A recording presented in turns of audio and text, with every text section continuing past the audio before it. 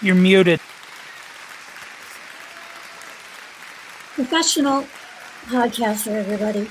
Look it up. I mute myself to get the click off thumbnails. Aren't I the greatest? Welcome to SCOOBYPUP'S podcast. Have a happy Easter weekend, everybody. I hope everyone is having fun with Easter egg hunting and whatnot. Just don't shoot the Easter bunny when you see him, please. You might make your kids cry. Today's guest we will have, and he's running a teeny bit late because of Easter traffic, is going to be Cancel This Podcast. And we're going to cover quite a few things that I personally enjoy, and I'm sure many of you enjoy as well. We're going to be covering some video games, acquisitions, all sorts of stuff. It's going to be a fun one because quite a few things have happened recently. But until our wonderful guest arrives, why don't we bring in my lovely co-host / producer, Stark of Iron. Well, you ain't putting me to the back of the stage. I like hanging out with Jace, so stuck with me today. Happy Easter, folks. Can't wait to jump into these topics today. And I'm tell you, I'm happy to have everybody here. And speaking of production value, we already got support from good friend Casey's Creepy Creations. So I think, I think we need to have somebody shake some tatas for him. What do you think? Yeah. Oh yeah, definitely. Let's go ahead and do that for you. Let's get that out of the way, shall we? Let's go ahead and do that. There we go.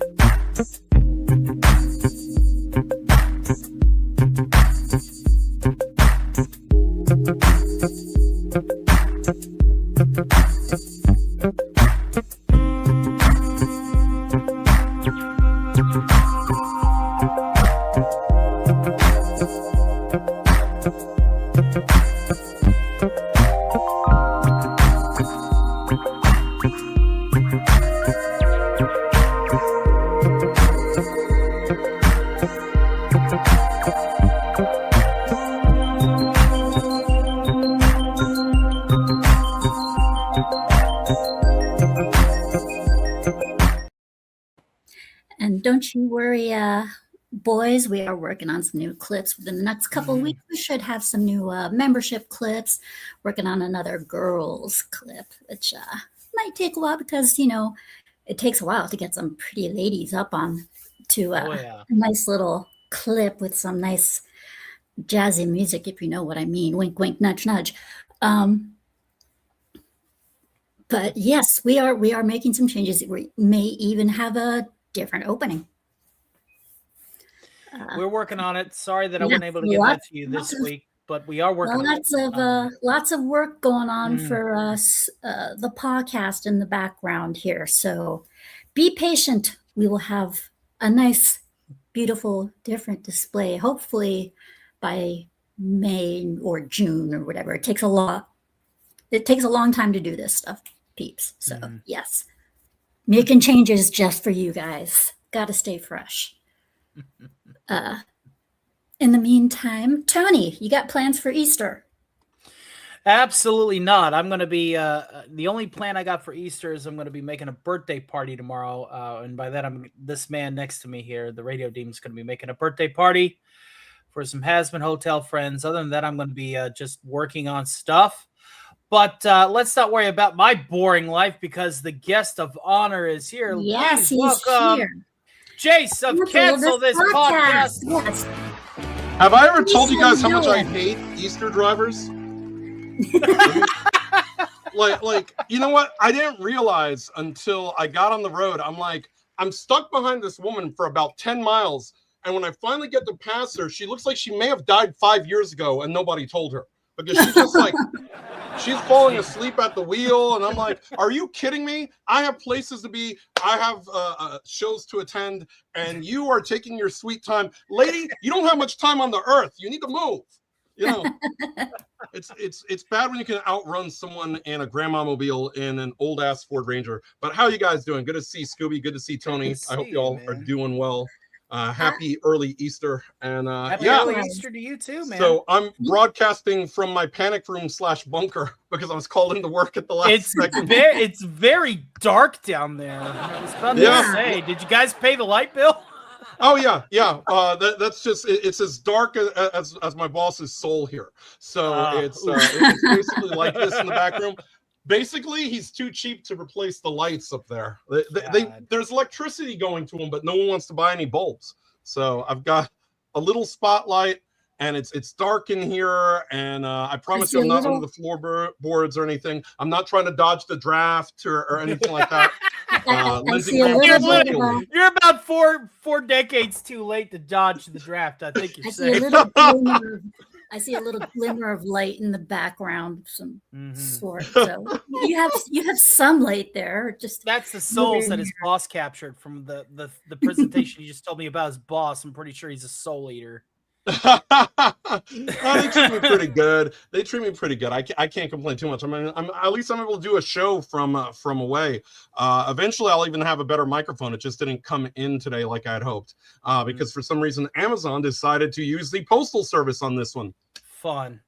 Exactly. Yeah, loads that means my microphone is in Aruba somewhere. Yeah. Sounds great. Somewhere out there taking extra stops because the post office does love doing their double stamps. Well,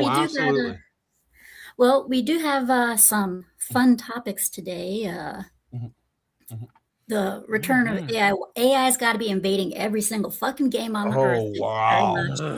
Yeah, we're starting it off right, kids. We're starting it off right. Yeah, but we're gonna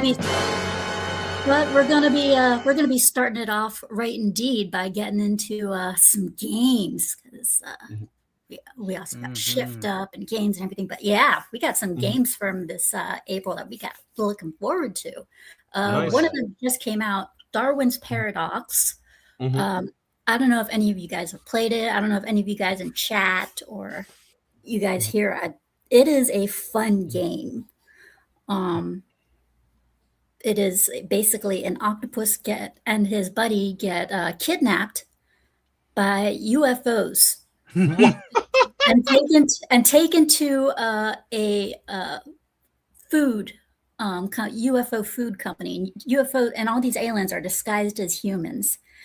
Wow. And they are making certain types of seafood to feed to humans to make them dumber so that way they can take over the world. So Darwin's whole that's funny. Are we sure this is a work of fiction, or is this a warning? I think this might be a commentary on what people are doing in the background, but you know. So Darwin, his whole thing is he is trying to get to his buddy so that way they can return to the ocean. In other words, they don't give a shit about the human race. They just want to go home, which I can't blame him. I wouldn't either. So yeah, and it is really fun. You can use ink to attack people. You can disguise yourself to avoid, getting scenes. It's pretty cool. I found it fun to play. Highly recommend it, guys in chat, ladies, guys. Easy to and you can have the crappiest computer and still be able to run it. It is a fun game. But yes, that is why you see UFOs in the picture. Let's say, and then there's like this factory. It kind of reminds me of Rupture Farms from Oddworld, but I'm showing my that's the UFO That's the UFO home. It's called U-Foods Factory. Instead of UFO foods, it's U-Foods. How corporately convenient. Yeah, exactly. I haven't seen this kind of corporate shilling since the Urkin. I don't want to know what that green stuff is that's coming out, though. So if you guys are interested in Darwin's Paradox, there is a demo out for it. Definitely check out the demo. It was very, very fun. It's on Steam. It's on multiple consoles. So if you have Xbox or PlayStation, but you don't have Steam or whatever, like I said, it's multi-console on PC. check it out. It's fun. Did you, Jace? What do you think of? What do you think of Darwin's Paradox? I mean, well, it looks like it's a fun game. It's a nice concept. I think it's kind of weird. Like we're seeing this thing where a lot of these alien type of premises are starting to come up, and now we're hearing like in the news, oh, alien life is real, and there's classified documents and all that. And it's almost crazy how the timing seems to line up. So it's almost, you could call it predictive programming, but I mean, I saw some trailers for that a while back and it looked great. So, I'm interested to see how it performs. Obviously, it might be sort of like a sleeper hit, I would say, where it's not going to get the attention of these big AAA titles, but it's still going to do, I think, solidly. And I think right now it's the subject matter is the right time. It looks fun. It looks amusing. It's colorful. Let's go with it. I mean, let's see if they've got a franchise on their hands, because I do think that if it does well, there will be a second game as well. And it is from the company that I have one of the biggest gripes with, and that is Konami. It's a Konami game? This is a Konami game. I did not know it was a Konami game. I've got some beef with Konami now. Now I'm conflicted. Here you go. No. Like this is actually world premise. This is like legitimately, and I'm like, what? Yeah, and this is legitimately a good game. Yeah, I was like, this is legitimately good, and this is coming out of this company. Well, the thing is that Konami has put out a few pretty decent titles under the radar. But I mean, they're typically just bad at being an organized company or getting anything out at all. Case in point, I'm sitting here still. I'm going to be a skeleton by the time Suikoden and Starleap drops, which they said was going to be out sometime in 26. They still say it's going to be out sometime in 26. We're already about 25% of the way through 2026 and still don't have an official release date. So, I'm surprised that they got anything out at all without completely screwing it up, because that's par for the course for Konami in the modern era, unfortunately. Unless it's pachinko, they don't care about it. Yeah, because Konami has they have a history of legitimately actually beating their employees, like embarrassing them, beating them, sticking them in closets and shit like that. It's kind of like, that's nuts. Yeah, it's and they've been forced to apologize multiple times. It's kind of like, what the fuck kind of. I'm sorry, I would never want to work for Konami. You couldn't pay me. Exactly.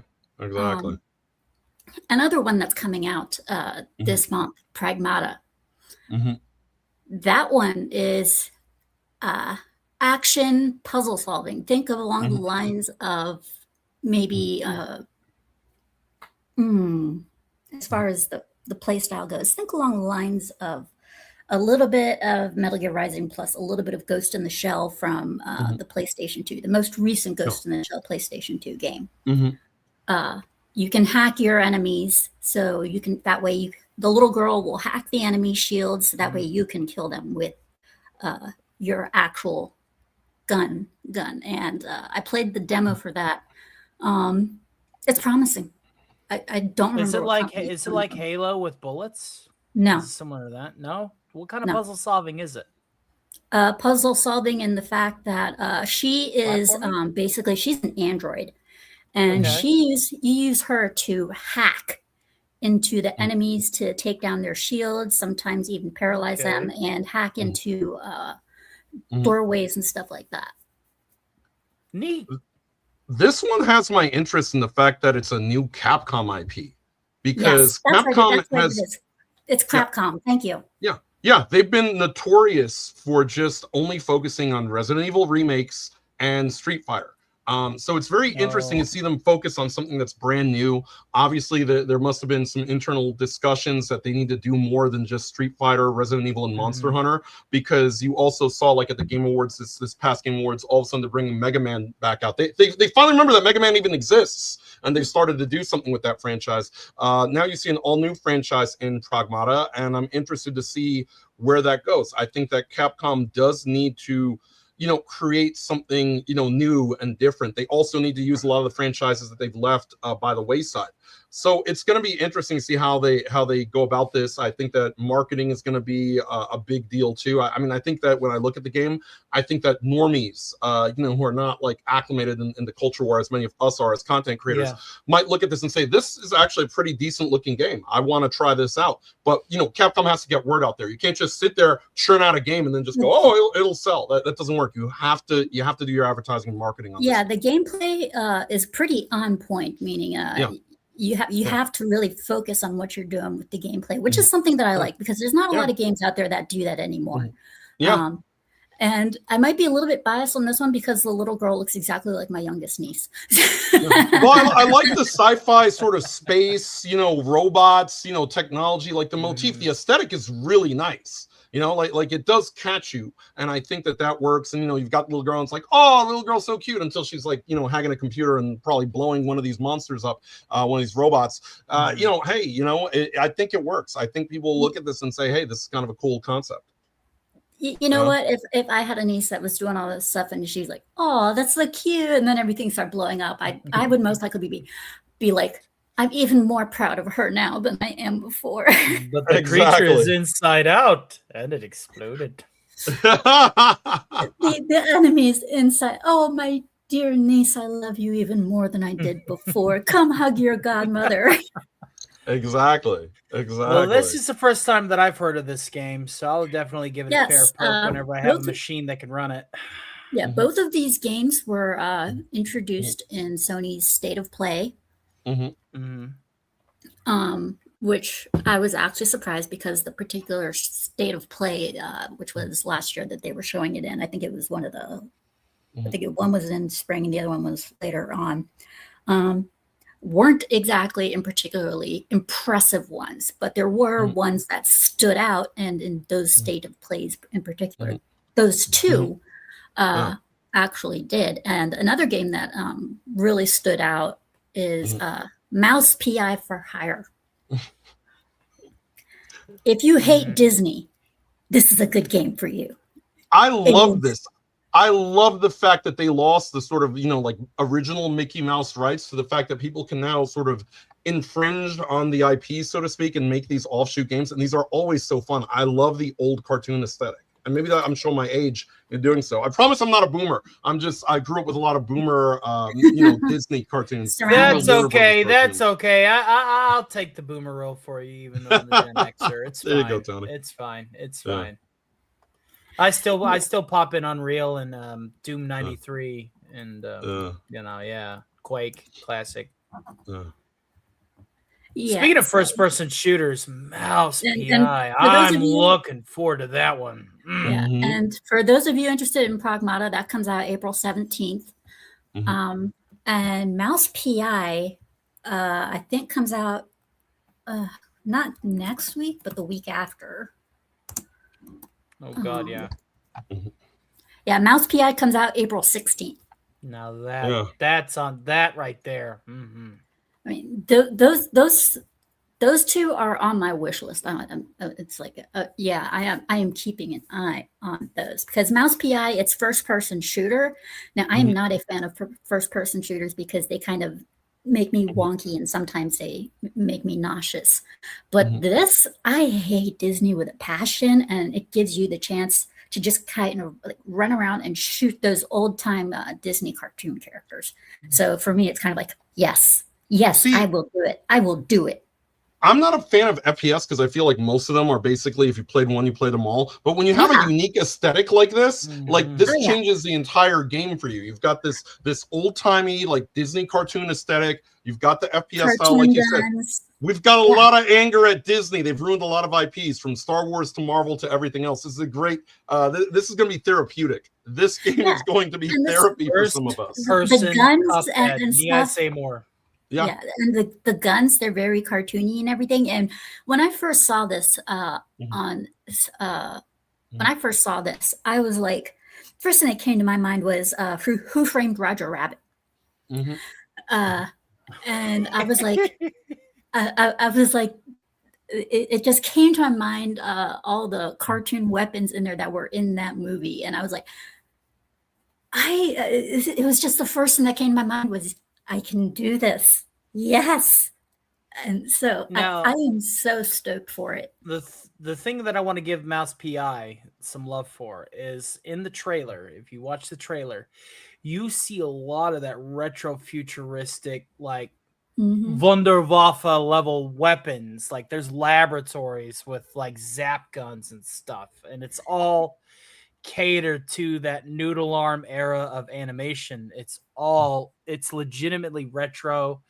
And for those of us like me who like that retro aesthetic in any and all things, that's a nod to how animation used to be. It's first person Cuphead to me. It's not just a jab at Disney. To me, I look at this and I go, "This is first person Cuphead," and I am absolutely 110% here for it. That's Cannot wait to play it. That's a good Yeah. And I would show commercials for these and gameplay for these people, and I apologize that I don't, because StreamYard is shit when it comes to games and showing clips. It will immediately I do it fine, but it will immediately freeze, or it'll just act all it's weird. Your system, not mine. Fuck you, Tony. It's not my fault that the duck don't like you. The duck doesn't like you either. Duck loves me. The duck hates you to the point where you had to create a clip. What does Marcellus Wallace look like? Oh, yeah, whatever. Go. I'm not going to say it twice. I'm just going to say "fuck you, Dan" instead. You throw Dano under the bus? Because Furious Dan, he's in the chat and he knows that's how I say hi. Dano, you hear this? I said it to him yesterday on Toasty Show. Dano's going through a lot. He's going through a lot. Shout out to our good friend Furious Dan. I hope that you get back up on that horse and get back into content creation. We miss you.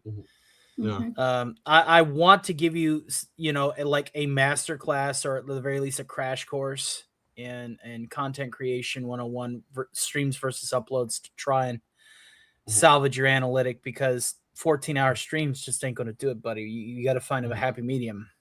You got to find a happy medium, and I'm willing to help you out with that. But yeah, Mouse PI, I am so stoked for it.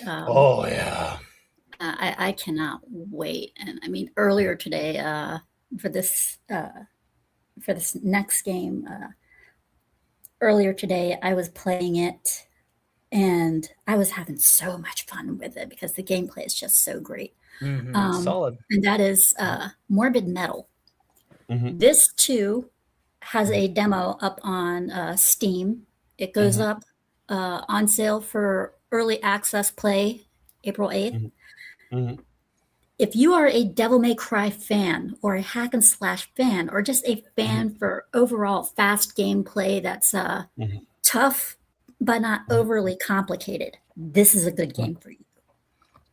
What I find interesting that very few people are talking about with Morbid Metal is that it's the first Ubisoft game I've seen in I don't know how long that did not shove an agenda in your face. Yes. And that's a big deal. That is Ubisoft saying, message received. We understand. No one liked Assassin's Creed Shadows. Nobody liked Star Wars Outlaws. A lot of people didn't like our Prince of Persia redesign. Understatement. Yeah, exactly. Like fair. They're starting to realize, hey, if we want to exist as a company, we need to make a game that actually makes people give a damn about us. Otherwise, our stocks are going to... Look, I don't think their stock can go any lower. If their stock goes any lower, they're going to owe everyone money. It's just going to be like in the negatives, Yeah, exactly. And Morbid Metal, like I said, if you are a fan of hack and slashes and Devil May Cry games and stuff, this is definitely a game for you, because it's not too easy, and it's not too and the gameplay isn't to the point where it's like, oh, this is great for normies and everything. No, this is required. So this is like Devil May Cry 3 then. No, this is, I mean, your character can shapeshift and shit. So Devil May Cry meets Prototype. Got it. No, not even that.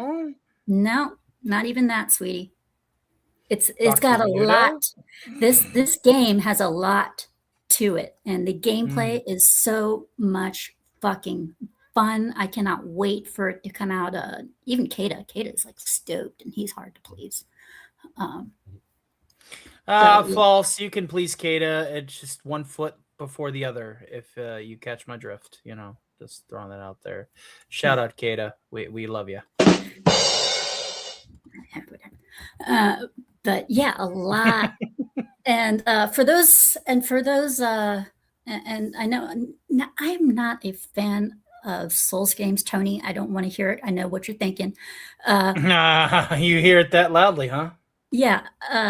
Another Diablo, Lord of Hatred, is also coming out April 28th. Now, I am not a Diablo fan, but for those of you who are a fan of Souls games and Diablo and stuff, and good for you. There you go. There's some more information. However, I don't know how you feel about this, Jace, but I know Tony and I are definitely looking forward to this. April 28th, He-Man and Masters of the Universe. I hear totally missed beat 'em up. Yes. Beat 'em up. Nice. Yes, of the He-Man. Yes, Skeletor will definitely be doing a playthrough of that, and I'm hoping to reignite Mash 'em Up Mondays, where Pouty, Dano, Roadkill, Scoobs, myself, we all get together, and we all Lawrence from LG. We all get together and we just play arcade beat 'em ups for the sake of which is exactly what this is. Yeah, it is exactly. It is an arcade beat 'em up. Basically, it's a 6-player. Basically, you can play as any one of the original He-Man team members. Will there be any other unlockable characters? We don't know. A lot of people kind of want to have expressed playing as some of the villains.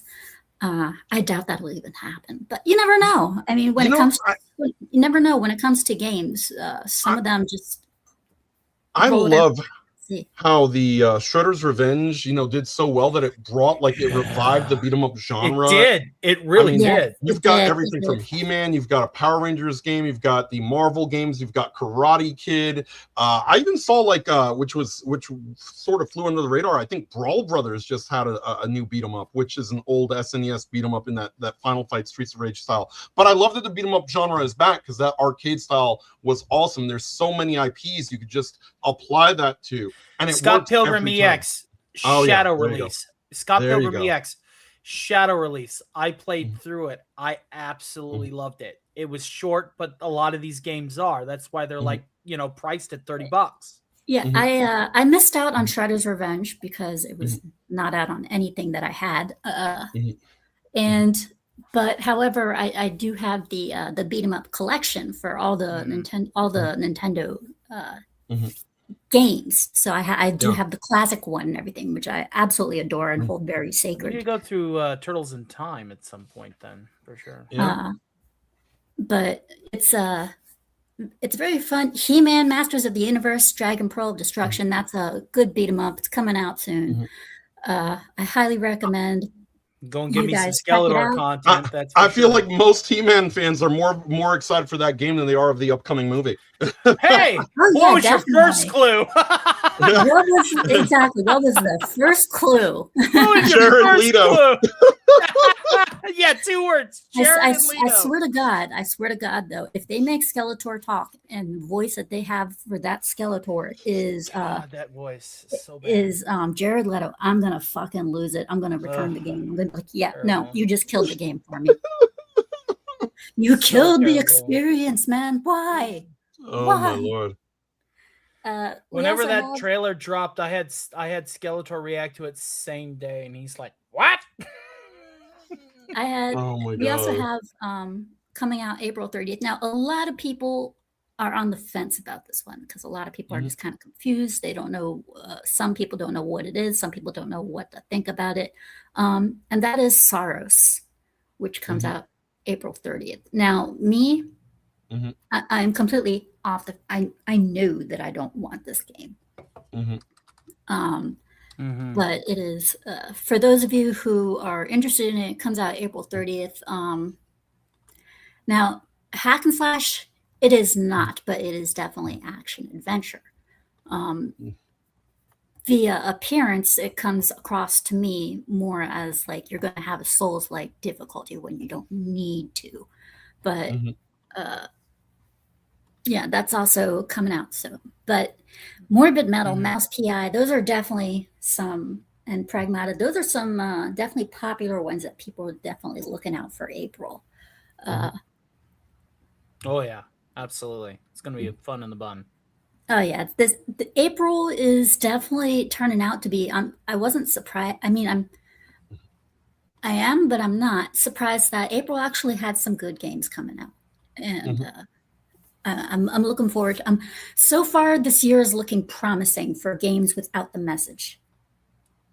I want to give a special shout out to Sonia. She can't stay long. She says, "Pop in and say hi," but I leave my like. All right, Sonia, good to see you, dear. God Yes, bless you. Sonia's hard at work at making some more emojis as well.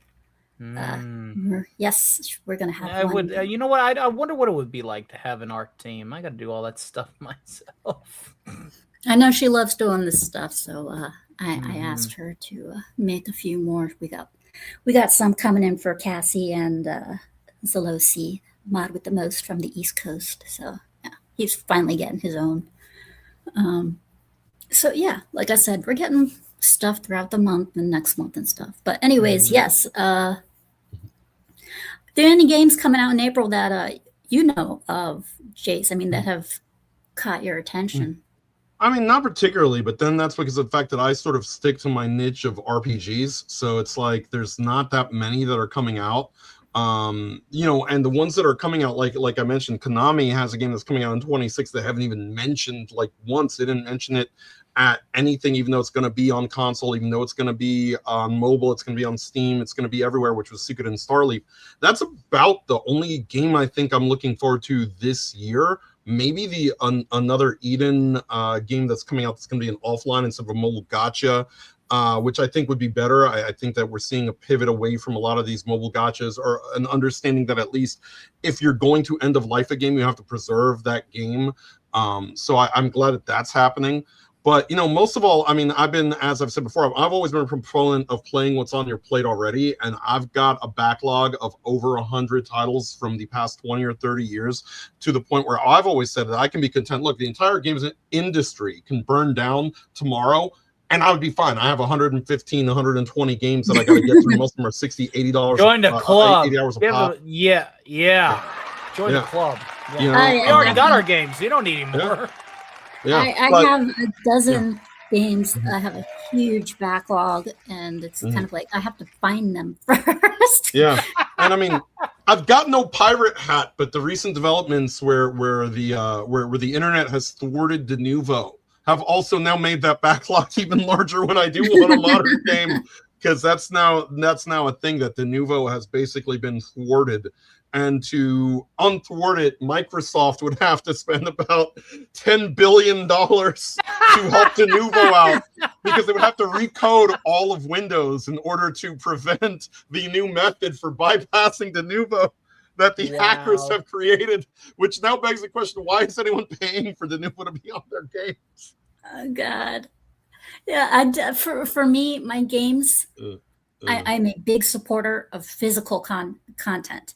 So exactly. I like the disc. I like having when I get a game, I like having it on disc. I don't have a lot of digital games unless it's my Steam games. Yeah.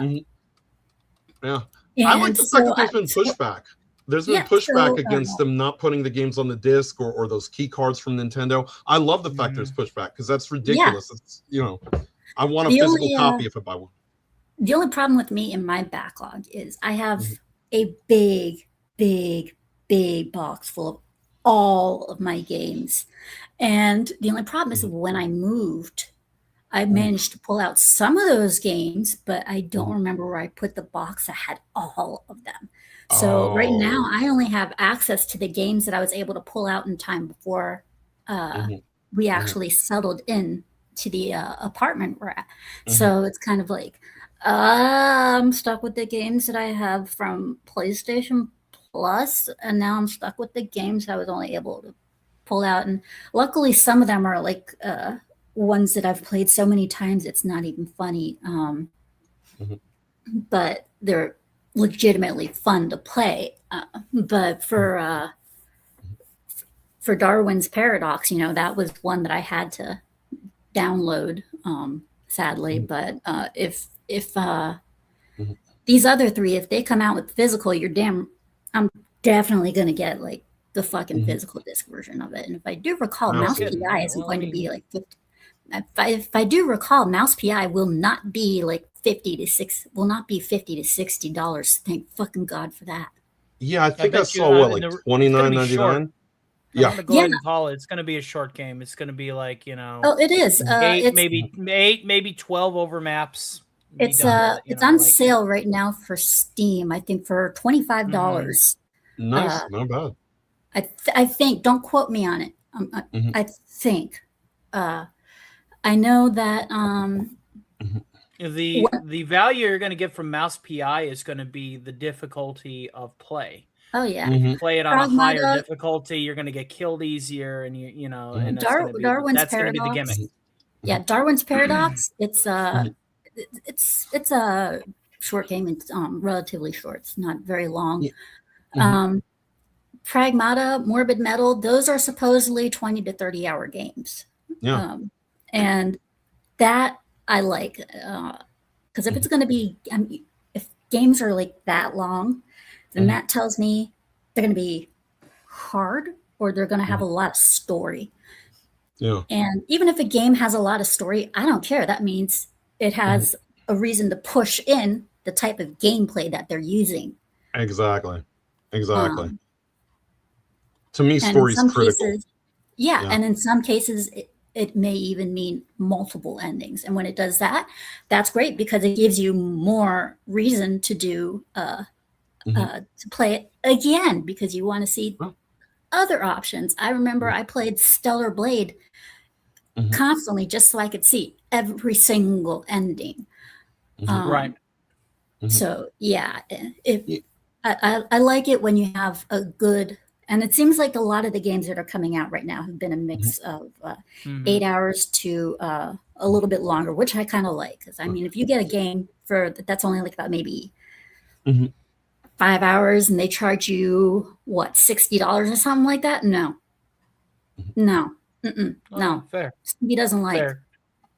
You know what I'm really liking about some of these games coming in at these lower price points, even if they're like a little bit shorter. It's that if it becomes a hit and the company does well and they're able to thrive and make money and sort of make a reputation for themselves, now they're funded to make a sequel and make a longer game or a bigger game, the next time around. So I think it's smart. I think Silk Song sort of paved the way for a lot of these other games, these smaller games, these AA games, these indie games, to sort of let's test the waters. Let's see what we could do. Let's bring it at a lower price point because we realize that maybe people don't want to spend $80 on a game not knowing what they're getting. But for $30-$40, you could say, hey, you know what? Let me give this a try. Let me check this out. It kind of looks cool. And then, you can build these companies can build a reputation on that. And that's something that I think, we're starting to see sort of this pivot away from AAA. And I think it's going to work out for us as gamers in the long run as more companies see, what's more appealing is we don't have to make everything this gaudy Unreal 5 like Power Play. We can make something simple. We could appeal to this aesthetic. We could appeal to this genre. And by the way, it's understanding your niche because, maybe a game like Mouse doesn't exactly appeal to, the Fortnite crowd, but like it appeals to people like me and Tony, and we're kind of of that older crowd. Us old fucks who don't care for that shit. But I can also see it appealing to people like me, who Borderlands players. I love fucking games like this. Yes, games that are absolutely pure fun, may even have humor, and they even say that they talk as if they would back in the games like that.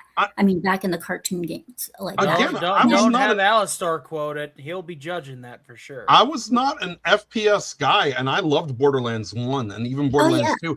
It wasn't until the pre-sequel. 2 was peak. 2 was absolute peak. Borderlands 1 was a prototype. 2 refined it. It was downhill from there. Yeah, once Gamergate sort of kicked in, they got into the ideology, and I'm like, God, will you shut up? Just give me a Borderlands game. Instead, I had Janie tell me she was a lesbian every 15 seconds in the pre-sequel. 2 was basically it was the cherry on top, and it would have been even more than that had they implemented one more thing that they put in Borderlands 3, and that was made the like things like double jump and things like that. Had they added in on the They turned my little monster into a wedding planner. Please, let's not talk about Borderlands 3. Thank you. Yeah, Borderlands 2. Handsome Jack was peak. He was such a piece of crap. I loved him. Great. Handsome he was the Jack, greatest example of what a villain should be like. Yeah, he is. And let me tell you something. And I kind of want to work on a Handsome Jack voice and profile because, geez, that'd be and fun. I gotta say that voice actor was awesome with how often he ad-libbed throughout that game. It was amazing. Butt Stallion, that was his thing. It was an ad-lib. Butt Stallion. Oh I my would have God. named it shit for braids thinking about you, but Yeah, and even back then, look, let's not sleep on some of the unsung heroes. Mr. Torque and the commercial that used to pop up. That's right, explosions. He's like, if you don't buy Torque guns, you're fucking retarded. And don't forget the commercial. Oh my God! And don't forget the doctor. The doctor was great. Oh Which my! one, Zed or Ned? They're totally Zed. people. I promise. Oh yeah, he was my fucking God. hilarious. Oh my God! Especially in Borderlands 2, you have the fucking patient on the table. He's like, hey, just punch this guy. You punch the person, or Iridium pops out and he goes, I told these guys to stop eating this shit. Shoot the guy in the face. There was a quest that literally said, shoot this guy in the face. Yeah, that was the entire quest.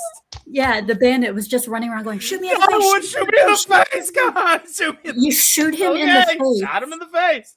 You shoot him in the face. 4 bricks of iridium. I'll take it. Sure. I don't think any franchise broke my heart in the culture war more than Borderlands dropping the ball. Because if we had just kept up that quality the whole way, I would have been all in on 3 and 4, man.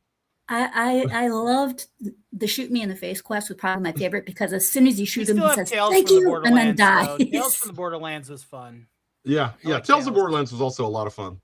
Yeah. But as soon as you shoot the guy in the face, he's like, thank you, then dies. He's like, thank you, as he bleeds out of the neck hole. Thank you. And then you have that other quest where you have to help a village. No, the all best just one has to be whenever you kill to launch a missile at the most annoying neighbor's house. When Jack was like, I want you to off yourself. You need to go up to this cliff and jump. If you do, I will pay you 8 bricks of iridium. If you don't, well, then good luck fighting your own. And when you're a completionist, you're going to complete that quest. You're going to jump off the cliff. I did. And then he's just like, who's daddy's little sellout? You are. And never fucking forget that. I love that Handsome Jack gave you a quest to murder his grandmother at one point. I jumped from the cliff.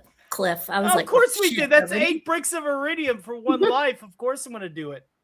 Everybody would have done it. And the DLCs were great, especially Tiny Tina's DLC. That was awesome. Oh, yeah.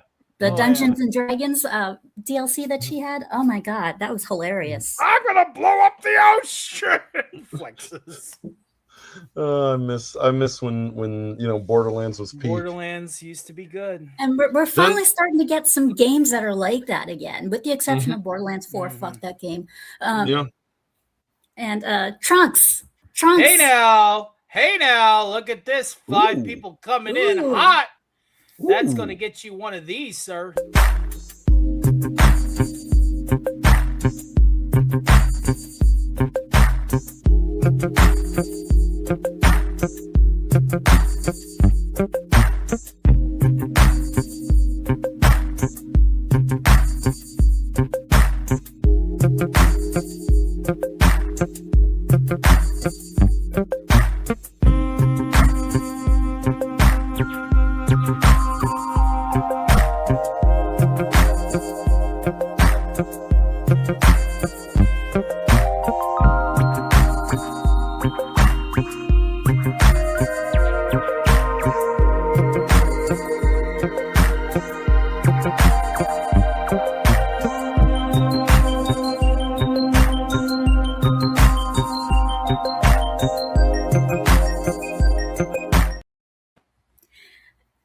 There we go. Yeah, thank you to one of our one of our very, very, very favorite benefactors. I mean, this guy just, he doesn't stop. Wow. Thank you so much, Trunks. Yes. 5 new people to the doghouse. Thank you, thank you, thank you. But yeah, games are starting to get better again, which I really enjoy. And I can only hope that, especially finally, oh my God, this year, a lot of the games that we are getting, I think that the gaming companies are getting the fucking picture that enough with the Souls games. Because a lot of the games that are coming out, especially the single player ones, are no longer Souls games unless they are historically a Soul game, like Diablo. The hack and slashes that are coming out, not Souls games. I love it. Thank you. Thank you. Thank you. Thank you. They are legitimate hack and slash. Which oh my God, this is coming from somebody who often is on the receiving end of skill issue when I play Doom on a harder difficulty. And she's there to like count out my deaths, but as soon as she finds herself in a predicament where she makes a mistake and gets punished for it, I want my hack and slash games to be different than my Souls games. Love you, Scoops. Gotta. Yeah. Happy Easter. I say this from the heart. Love you. Yeah. I think I think that the video game genre, though, it's just, always looking for sort of that next, sort of thing to do. But they happen to go on a trend for a little while, and then they beat that trend to death like a dead horse. And they've done that with Souls-like, to be fair, but they've also, previously, before Souls-like, they were doing like the Skyrim, trying to be like these open world games. And some of them did okay, and then some of them were just terrible. And they all wanted to be like Skyrim. And that period was also kind of a rough Skyrims period. into a Souls game where the AI could be stealth archers against you, and people hated it. I remember, there you go. Yeah, I remember there was a time where for like 2 years straight, we were getting our first-person shooters and multiplayer games. Then after that, we finally started to get like for 2 years straight, and maybe even more, but nothing but a bunch of Souls-like games. And it's kind of like, come on, would you knock it the fuck off? And I think that people have basically showed them is, hey, we're not going to buy into this live service crap, so stop doing it. I think after Marathon, I think they're done trying this experiment that failed time and time again. I think they're ready to retire the Concord verse, as we call it. Yeah. And Morbid Metal, I mean, that's not only just a hack and slash, but it's also roguelite. They added in a touch of that too, and to see that it's an Ubisoft game just still really throws me for a loop, because I've just gotten so used to Ubisoft being synonymous with hot garbage that to see them put out a game that people are actually looking at and saying, hey, this looks like it's kind of fun. I mean, I can't remember the last time I looked at an Ubisoft game with optimism. This is like the first time in I don't know how long. Well, let's look at this from a based opinion. Let's look at this from a based opinion. We have a Konami game. Yeah. We have a Capcom game. And we have an Ubisoft game that we're all looking forward to in 2020. And Mouse is an indie.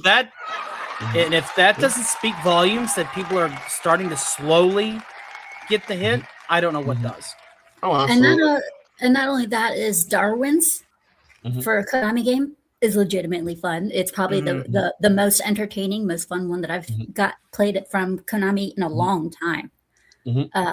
Pragma, and it's and I'm saying this from a point of view, like, because instead of them rehashing another or putting out another Metal Gear game, they gave us this. And I know there is another, but this is, I know there is more Metal Gear games coming, but that's just like a collection. That's a separate thing. So it's nothing new. That one's just a collection. But we have this coming out. And this I am so looking forward to. I mean, but that speaks volumes too. I looked forward to so much, and when I got it, I was like, "Yeah, this is fun." Not one of these games is a remake of something that already exists, which is also a testament to the fact that they're starting to listen. You can only go to the remake so many times before people say you don't really have to remake such and such game, because even with the older games, a lot of them that I'm playing now, via emulation, you already have modders did the work to create a texture pack, a widescreen pack. Especially for like the older PS2 games, you can get them basically at 4K textures with widescreen. And you don't have to wait for the company to put out an official version. You can just get it via emulation. Oh, Yeah, and I mean, like, speaking of remakes, we're getting another Final Fantasy VII this year. It's like, do we Dun, really, dun, really, do we dun, really need dun, another one? dun, you, dun, you, da da you know. da da da da da da da da da da da da dun dun dun. Oh boy, freaking Sephiroth theme. It's like if I've said this before. Like I wrote an article and it's still floating around on my X. But I said that if I had the run of the mill on Square Enix, I would put like some kind of moratorium on Final Fantasy VII where they just retire it. I don't want to see Cloud. I don't want to see Sephiroth. Apologize, guys. Look, you had a great run cranking it, but I don't want to see Tifa and Aerith either. Retire those characters because I feel like the reason that Square Enix has not really innovated is because they keep using Final Fantasy VII as a continual crutch for those same people that continue to eat shit for Final Fantasy VII. They sold us one disc of a 3-disc game at a time for like 5 years. Yep. And people did it. And it's not even a good remake. Now we can get rid of Cloud, we can get rid of Tifa and Sephiroth, absolutely, but we need to keep Ball and Barrett around for as long as possible. I will die on the hill. Hail, Ball and Barrett. Oh, There Barrett! Barrett was my DPS, man. He was my go-to. Did anyone else equip him with the steel material, or was that just me? Yeah. I gotta say though, I really hope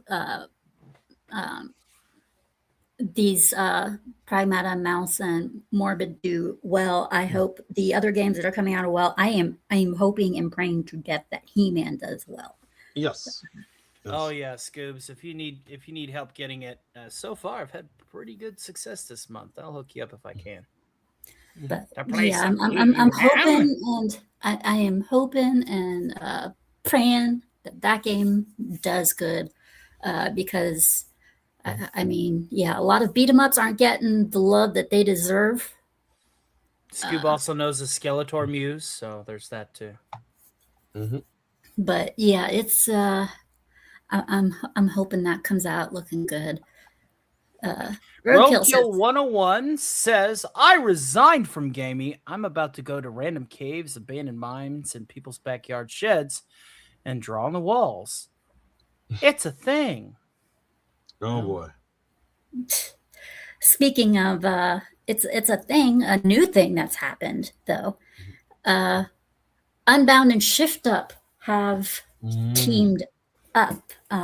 Shift Up, creators of Stellar Blade and Nikkei, have decided to buy Unbound Studios, which is it's a newly rebranded studio created by ex-Tango Gameworks and Capcom employee Shinji Mikami, who is also known for the Resident Evil IP, Dino Crisis. He's the founder of Platinum Games. He's responsible for creating the IP for The Evil Within. He founded Tango Gameworks. And he was also known to produce Beautiful Joe and Devil May Cry. Scooby's a big sucker for Beautiful Joe, for those of you that... Oh, yeah. That's another one of those Capcom IPs that just disappeared and with no explanation. That is one of those ones that need to be brought back. Absolutely. It was a fun ass game, and I would kill to have Beautiful Joe 1 and 2 come back in for sale. Or maybe I'd be like day one. Hear me out. Instead of just doing a deluxe rehash, just make Beautiful Joe 3 and keep to the promise of the game, and you're fine. Or you can just do both, which would be even better. Why not both? Yes, why not both? There we go. Why not both? I love this Shift Up news, though. I love that Shift Up is growing and continuing to capitalize on the success of Stellar Blade and become, just basically starting to do things that I think are going to make some great games. Yes. I do believe... Shall we get into the deets? I think yes, I do believe we found an article on it. Even so... The deets. Let me know if you want me to narrate it. No, it's okay. Stellar Blade developer Shift Up has fully acquired. So it's not just regular, but fully acquired. And I feel sorry, and I'm sorry about all the ads. It's a pain in the ass, I know. Unbound, the Tokyo-based game studio founded by Resident Evil creator, like I said, Shinji Mikami, back in November. Wow, it was found back in November. That's interesting. It is a currently developing original console and PC-based intellectual properties. I haven't really seen any of them. I kind of wonder what they are. I know that they are working, supposedly they are working on an unannounced horror game, which I like because I love horror games. Though the acquisition has integrated through the acquisition, Shift Up has integrated the Unbound development team and expanded the console PC-based pipeline. And the development team that they brought in was amazing. I mean, they have some of the originals from like Yakuza games and stuff like that. They brought in some old school people who are known for the best of the game industry. And they will be handling Unbound's upcoming titles and gradually build up on its global service capabilities because of this. They say, I find it deeply meaningful to join forces. I believe, yes, Shinji Mikami says, I find it deeply meaningful to join forces. Let me see. Okay, sorry. Yeah, this is the guy from Shift Up. Says, I find it deeply meaningful to join forces with Unbound, which brings together a world-class development team led by CEO Shinji Mikami, said Shift Up's Hyung-tae Kim in an experiment. Hang that, please. In a press release. Thank you. It's hard to read with me. I have glasses, so you'll have to excuse me. This acquisition will serve as an opportunity to deliver the best gaming experience to users worldwide and further solidify Shift Up's global development competitiveness. Unbound CEO Shinji Mikami added, I am very pleased to be partnering with Shift Up CEO Hyung-tae Kim and all the employees. I sense a strong synergy with Kim, who is also an active creator, and they won't even be having opposites. They'll actually be, like active creators. They sound like they're going to coalesce. There isn't going to be. Yeah, no, they are. They're going to. It's good. What it is they bought them, and now they are a subsidiary company. Yes. Shift Up is what they are. Good news. Very good news. Yes, and all the employees, I sense strong synergy with CEO Kim, who is also an active creator, and I believe this is an ideal partnership that allows us to focus on creativity. We will do our best to create fun games so that both companies working as one can meet our fans' expectations. And we will not play the video below because it is entirely in Japanese. Do you want to go through this whole transcript? I say no. No, but that is a picture right there of one of the games that they're working on right now that they're going to be announcing soon. It's from a horror game that they're going to be creating. I saw that, and the first thing that it reminded me of was fucking Stellar Blade because of so many of the bird-like creatures that were in that damn game. AJ Starhiker says, been lurking because we got nearly a foot of snow, turned sunny, and I decided to take my snowshoes, camera to a park, saw 3 deer, got good pics on one of them. Ooh. Oh, nice. Yes, very nice. 3 foot of snow, geez. Blaze 2K says, speaking of horror, have you played Phasmophobia? No, I have not. I do not have the game. I'm currently trying to make my way through Code Vein 2, and I keep on getting busy, so it's hard to do my barcade as often as I can. Only good Silent Hill games will always be 1 through 4. I am hoping that you are not talking about the remake, because from what I understand, the remake was... I would shrink that down to 1 to 3, but that's just me. I'm old.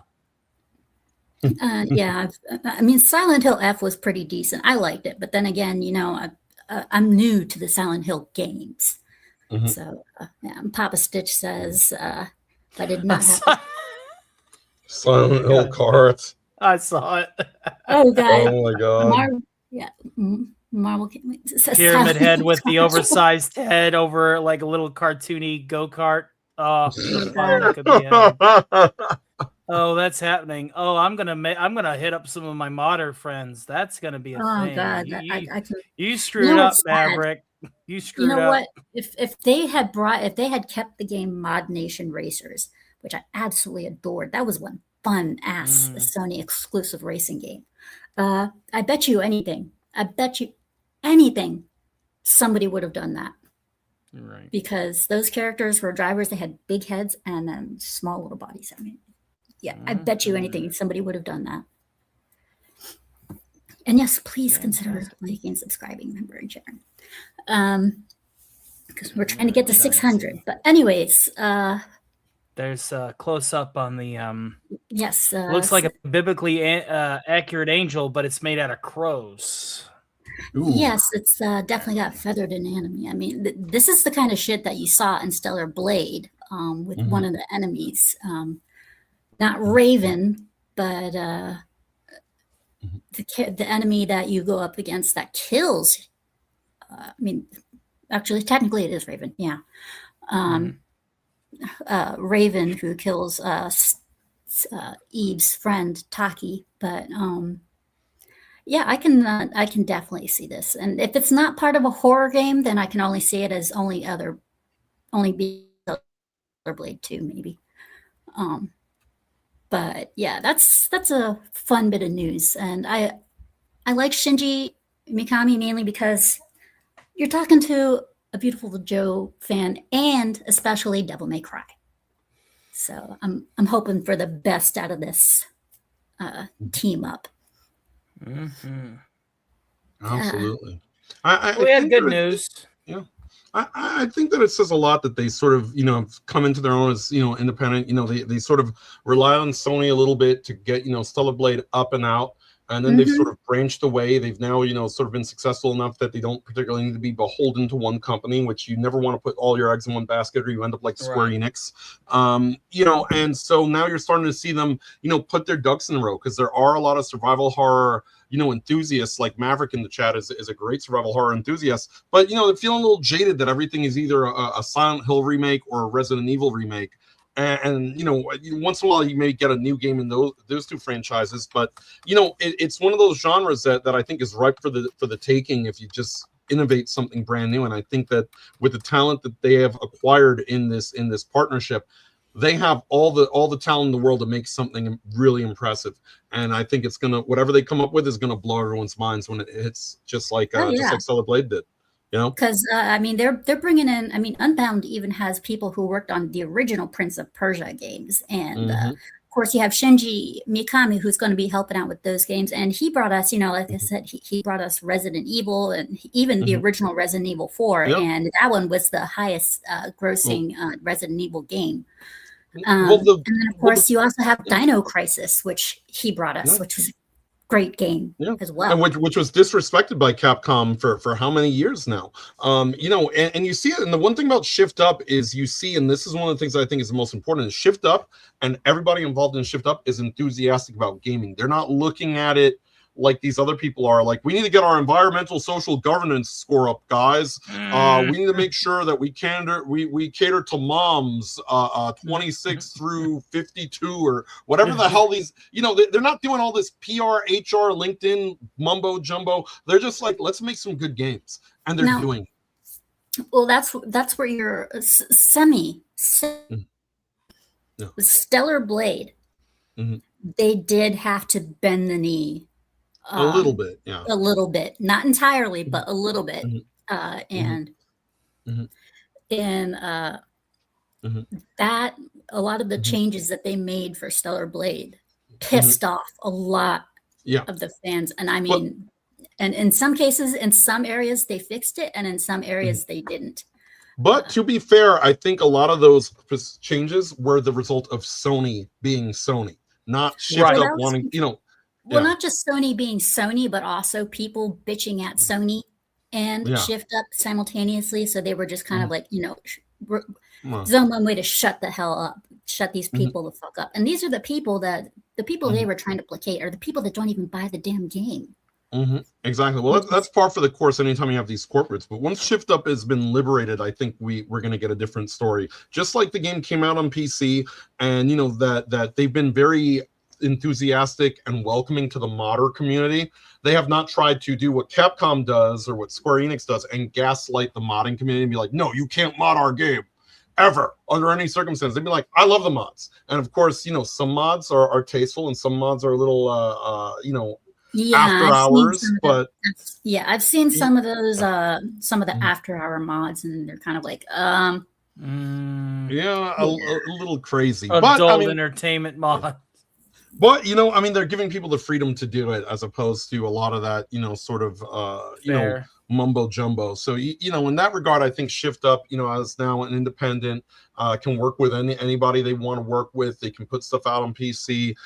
They've got all this new talent that they're working with that are not just like these people who made no-name brands. These are people who made big stuff that had a lot of bones in Resident Evil, Dino Crisis, as you said, the original Prince of Persia. I think they're gonna strike gold.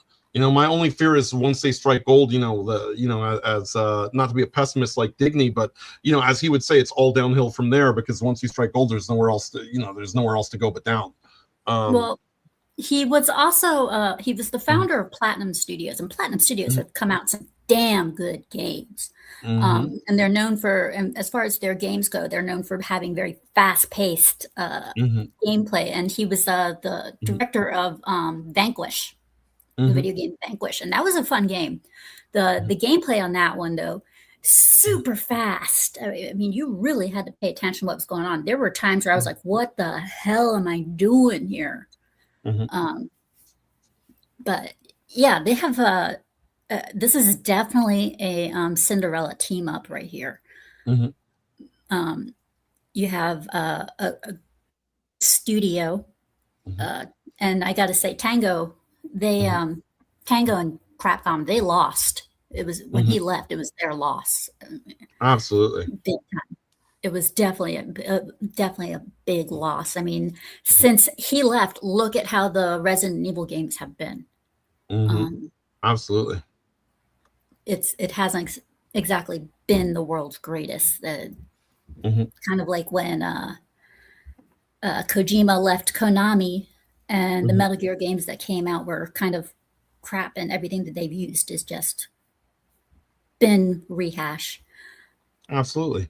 Yeah. R2Leach says Vanquish was great. Knee slides for days. Yeah, the amount of knee sliding you could do was just it's like you were power sliding while doing that end of that riff. You're heavy metal sliding all the time.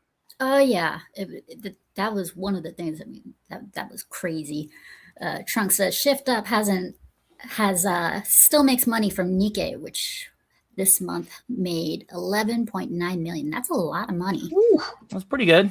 Yeah, and they are a Korean gaming company, so people are eating like dukes over there.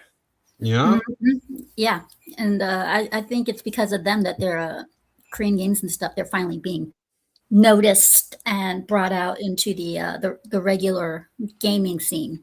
I think the mainstream, games industry is really afraid of this sort of push that you have these, these Korean studios that are doing very well, and they're not beholden to a lot of the same things that the Western studios, adhere to and bend the knee to all the time.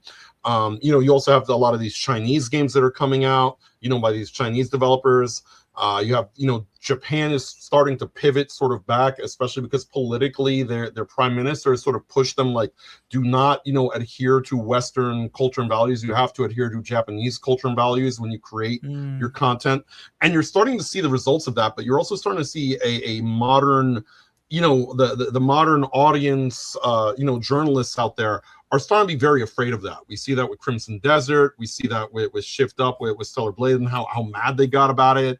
You saw that with First Descendant for a little bit. They are nervous because they know that if these games start to gain more and more appeal, they lose all their power and agency over the gaming industry as a whole. There's just one little problem when it comes to the Chinese games that come out, though. Yeah. And that is, and this happened with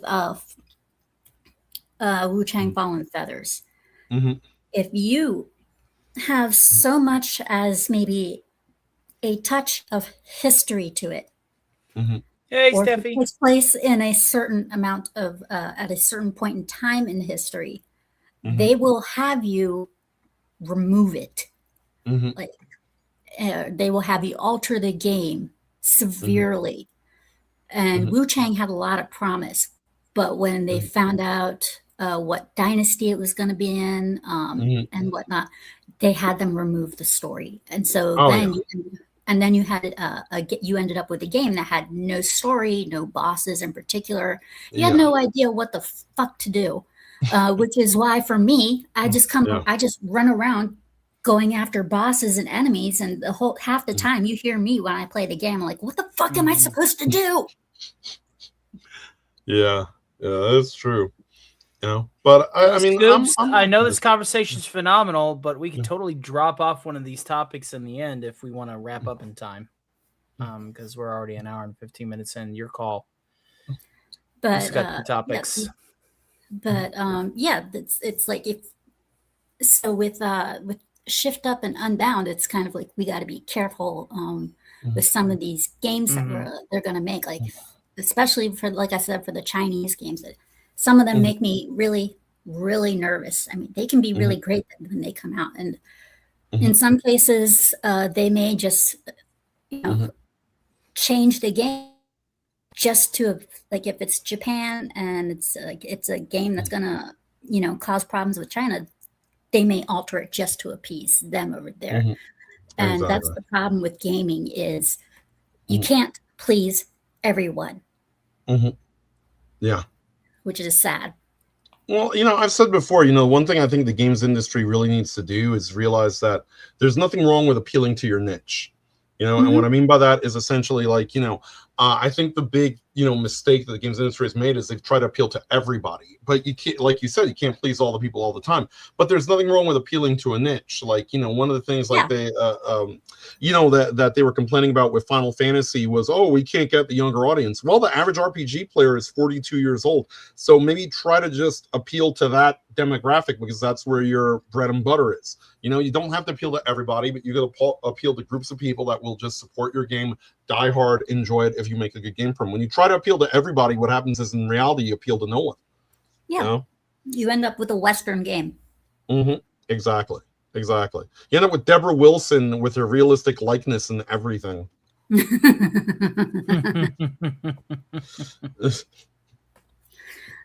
Speaking of likenesses and such, the biggest villain of all. Oh no. The biggest. Oh boy. The biggest villain of all. Caught. The robots, maybe? Caught trying to make a return. And that's the return of generative AI. Oh boy. Apparently Crimson Desert was released. And when it was released, a lot of people caught AI artwork and everything. And the head creators and stuff, they were like, we did not know. So they just recently, and I can only assume that they were using it as a tool to refine things, but they said that that's not the case. But due to the backlash and everything, they had to do a patch that is slowly removing all of that and replacing it with various other versions of art in there, which is cool. But one game that everybody is nervous about and has every right to be nervous about, GTA 6. Oh, the fear and loathing of GTA because 6 right starting to, though they have fired some of their AI team, it doesn't mean that they're not embracing it. And though they claim that they won't use it, bull fucking shit. This is Rockstar. Well, I mean, the thing with AI is that unfortunately it's a genie that's out of the bottle, and it's a trendy thing for these companies. So like you even have Square Enix is creating an AI pet in the next Dragon Quest MMO. Like it's an AI pet that actually is able to AI communicate with you. And I don't know how I just hope it doesn't screw up the American bootleg translation that I've been using to play a game that is not accessible in the United States otherwise. But all these companies want to get this AI this and this AI that and this AI thing. Now with the Crimson Desert thing, a couple paintings I really don't care about, but I do worry when they start really hammering down on using AI to do just about these major tasks and everything else, that it is going to get out of control. Look, everybody and their mom knows that AI is dangerous even before AI was a thing. We've had how many warnings, whether it's Terminator. Hell, my first warning was Transformers 1986, the old cartoon when Torque 3 took over everybody. All right. Look, that was my warning. All right. So my warning is Colossus, the Forbin Project. If you ain't watched it, do it. Yeah, and Blue Collar's right. Crimson Desert is huge. Dozens of people are playing it. A lot of people are playing are making cat armies though, which I would do if I was playing. Cat armies. Nice. Casey, you can make cats. But Casey's Creepy Creations, $10. Thank you for the shut up and take my money.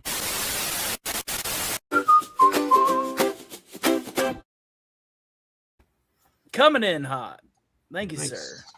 Yes, very much so. Thank you, Casey. Much obliged, sweetie. And I hope you're doing well. I know things haven't been too great recently, but I hope things are getting better. Speaking of which, you need to get with him with Tomby. Okay, will do. Thank you. Let's see. Maverick said, "I'll take AI art all day if it means woke furry artist go homeless." I agree. The one thing that I think where I do see AI as a benefit is in terms of speeding up localization, because for too long, when these games come out, we've been beholden to these ideologues holding the game hostage. A great game that I think of that was ruined by bad localization is Eiyuden Chronicle, which is an RPG, which is a spiritual successor to Suikoden. The creator of Suikoden died during the development of the game, and vocalizers who have ACAB and BLM and Palestine flags and pride flags in their bios basically turned every female character in that game into a raging feminist. Even though with the Japanese translation, you can see that there's, very many different personalities of the different characters in the game. And then they try to say, oh, well, he signed off on it. Well, we can't get verification he signed off on it because he died. So I'm calling BS. I'm calling bullshit. All right. But we went from the Suikoden style of war is bad, and in war there's no good guy and there's no bad guy, to Eiyuden Chronicle saying we have to own the chuds in the actual English translation. And that kind of thing. There's just, look, I don't want you to bring your politics into it. I would not want to see a bunch of yay MAGA in the English translation either. I just want the translation to stick to what that's supposed to be, and the AI does that more accurately than when we bring it over here and these leftist leaning localizers get a hold of a game and just start putting their ideas into it. Yeah. It's like if you want that kind of stuff in the game, make your own. Exactly 100%. Make your own and make your own and see just how well your little ideas sell a game. Dustborn. Oh God, really? Really? Just when I was starting to sober up, you had to go and mention that. You know what, Jace? You had to mention. I blame you, Jace. I blame you. # blame Jace. Oh my God. My alcoholism. You're blaming me for alcoholism. I've got Maverick blaming me for his drug addiction because he's now playing World of Warcraft, which is like a digital drug. Yeah, so that's definitely more addictive than any level of booze. I agree. Damn. Yeah, I mean, I would imagine either that or Fortnite would probably be more addictive. Oh boy, no, not Fortnite. But supposedly, even though Rockstar is saying we won't use it, Bull fucking shit. I call bullshit. With how long it's been taking for GTA 6, which comes out supposedly in November, we'll find out. Because every time they set a release date for that fucking thing, then by the time the date Let's comes, start the Deadpool now, kids. $20 that they're gonna have another extension on it into 2027. Yeah, Go ahead and do it exactly. right Once now. once it comes time to it to be released, what happens? Yep. Yeah, we have to put a hold on that. Sorry, we're gonna postpone it. We still got some more work to do on it. We have to polish the game. That's the one they love to use, the word Well, polish. the old phrasing, hunger makes the heart grow fonder, but like at some point, we're already too starved and bored waiting. We're going to go to the next thing. You know, Yeah, I what, mean- you see, Tony, that's where you're somewhat wrong. GTA 6 fans, they are die loyal. Ugh. You say it doesn't matter how long you postpone it or whatever, they're fine, especially for GTA 5.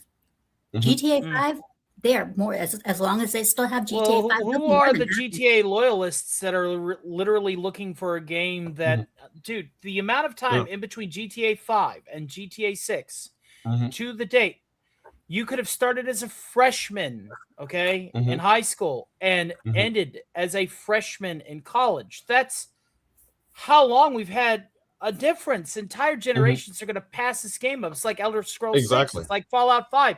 We're going to be dead when we see these games if they don't hurry. Exactly. And Tony makes a good point, because it's like you've got an entire generation of gamers that have never touched a GTA game in their lives, and it's not really going to, the nostalgia doesn't hook them, because they've never had any nostalgia for it to begin with. Yeah.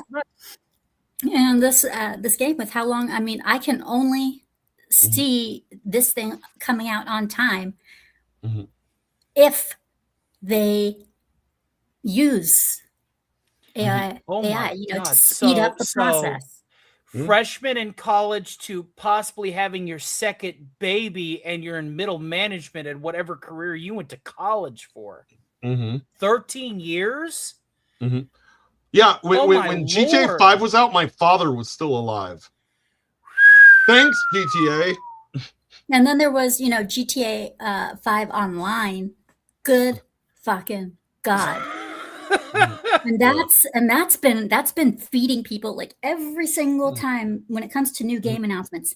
What is it? There. Red is it? There. And they're happy. Yeah. Arca's rage. Arca's coming in hot. Let's go. With 5 baby. memberships. Let's go.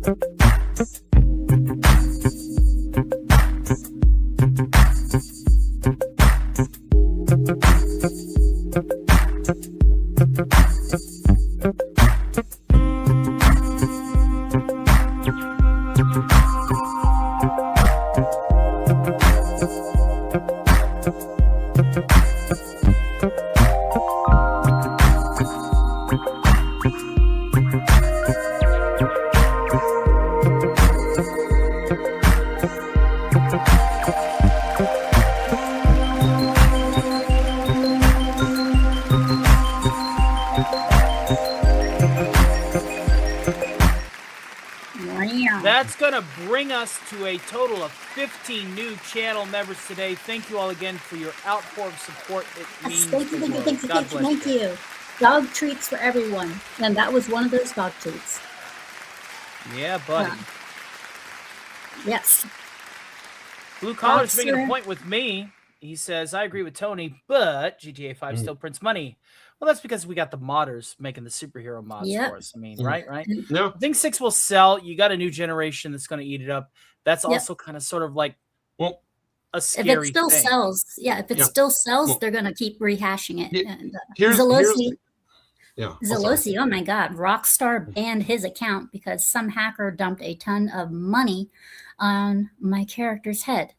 To hell with Rockstar. Yes, very much. You know what the big problem with GTA 6 is going to be? It's going to be that fact that it's not out on PC at first. So there's even a group of people that are going to have to wait even longer.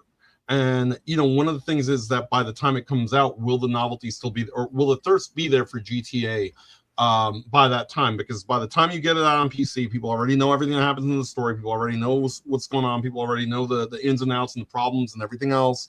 You know, and we saw this, you know, a lot of time when you wait an entire year and a half for a game, either one thing happens: either your game is still absolutely amazing and does amazingly well, or people just don't care anymore, like in the case of Final Fantasy 16.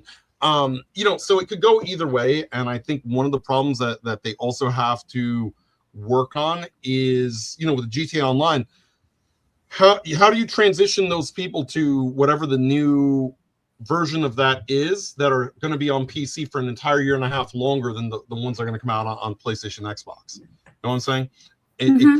It could also backfire on them, but it could divide the base in that regard, which could be a problem. You know? Yes, that happened with Yeah. Saints Row the third, when they redid the Saints Row game, and they made it so political. It was you just wanted to vomit before you even got past. Like, here's Blue Collar making a valid point about the passage of time and how it works against GTA. He says he's 45. How many dads in their 30s and 40s are going to buy GTA 6 and also a copy for the 15-year-old? Not. And we got our Viper raid. Hey, thank you so much. Shout out to Jay Viper. Thank you for adhering to my request. We appreciate you. Thank you, Good to see you, brother. Thank you, Jay There Viper. we go. How's it Jay going, sweetie? Viper rating in his house. Thank Hope you so to, much. Yes, hope to have you on again sometime, sweetie. It's been quite a while. Podcast missed you. Thank you for the raid, sweetie. Much appreciated. I think that, again, you know, the thing with GTA though is that not every parent is like, oh, hey, I'm gonna buy my kid GTA. All right, and a lot of them. Right. And look, I remember this with GTA 5 when someone bought it at Toys R Us, or it might have been GTA 3 actually. And then, like, I told him it was San Andreas. I told him, well, you know, this game has this, and this, right? You're buying it for like an 8-year-old, right? He says, I don't care. I'm gonna buy it anyway. Comes back an hour later. He's like, I didn't know this game had this. And I said, bullshit. I told you that the game had this, and this. He's like, well, what can I do? I already opened it. I said, well, I guess you're old enough to play it. I guess you're a gamer now, buddy. Congratulations. I ain't taking the return. I warned you. Yeah. Yeah, it's so, yeah. And I really hope, you know, so many fucking game companies they're seeing this as a crutch. And it's a lazy fucking tool, especially if you're trying to rush a game to finish it or whatever. I mean, Hypno was showing clips and everything like that, and I was like, there is no way this is you know, this is AI mod. And even if they did, you know, because the game looked like shit either way. And burn in hell, AI. Yeah, that's the problem with AI too. Is they're going to keep relying on it more and more and more, and a lot of it is the pressure to meet deadlines or meet, you know, certain expectations or goals. And there's a problem with the corporatism. You know, when I was growing up with a lot of these games, the game was done when it's done. If we have to delay it 8 times, we have to delay it 8 times. But that's just how it has to be. Now they'll put out a buggy ass game, and they'll just be like, "Suck it, deal with it." Right. We don't care. We'll patch it later, which, you know, again, you know, you didn't have that luxury prior to the internet. I miss the days of when you bought a game, it was complete and there was no problems. Oh, wait, those were the days when I was fucking 8 years old. Pepperidge Farm remembers. I remember that time when video games was worth a damn. Pepperidge Farm remembers. It's like, it's like, yeah, I mean, I was fucking young. Ooh, super sticker. $2.99, baby. That earns you. Thank you, one sweetie. Of these. Thank you for the. Shut up and take my money.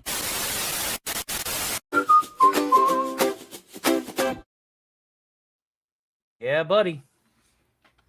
And thank you, sir. I will say, people, one of the clips that will be joining the others is as soon as it's ready, we're gonna have a Deadpool one. He will be joining us. Well, we have 2 or 4 to pick from right now, but we're thinning it out. Yep, like I said, working on it. working on Well, it. I tell you what, guys, this is a heck of a party, man. Jace knows how to reel him in. Oh yeah.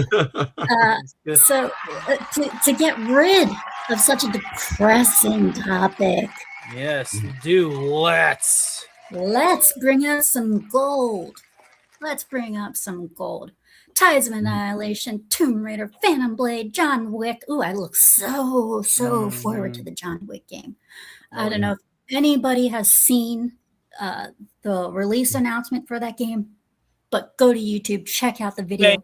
Kind of reminds me of watching Black. it's like watching the fucking movie, but in a video game. Yeah, I watched it with Jay when we did the Game Awards a while back, you know, and man, that game is I look, when I saw that, it just blew my mind. I'm like, yeah, if anything needed to become a game, John Wick is what needed to become a game. And it looks excellent. And what's funny is it used to have games. It used to have games for the based on the series. There used to be them, but they stopped making them. But this game is being put out by Lionsgate. And I so look forward to it because if it's one thing I love, it's a gory game. It is just, I can't wait. I love games that have gameplay like that. It is just so fun. Like one of my personal favorites that are that violent, Slaughterhouse. I loved Slaughterhouse.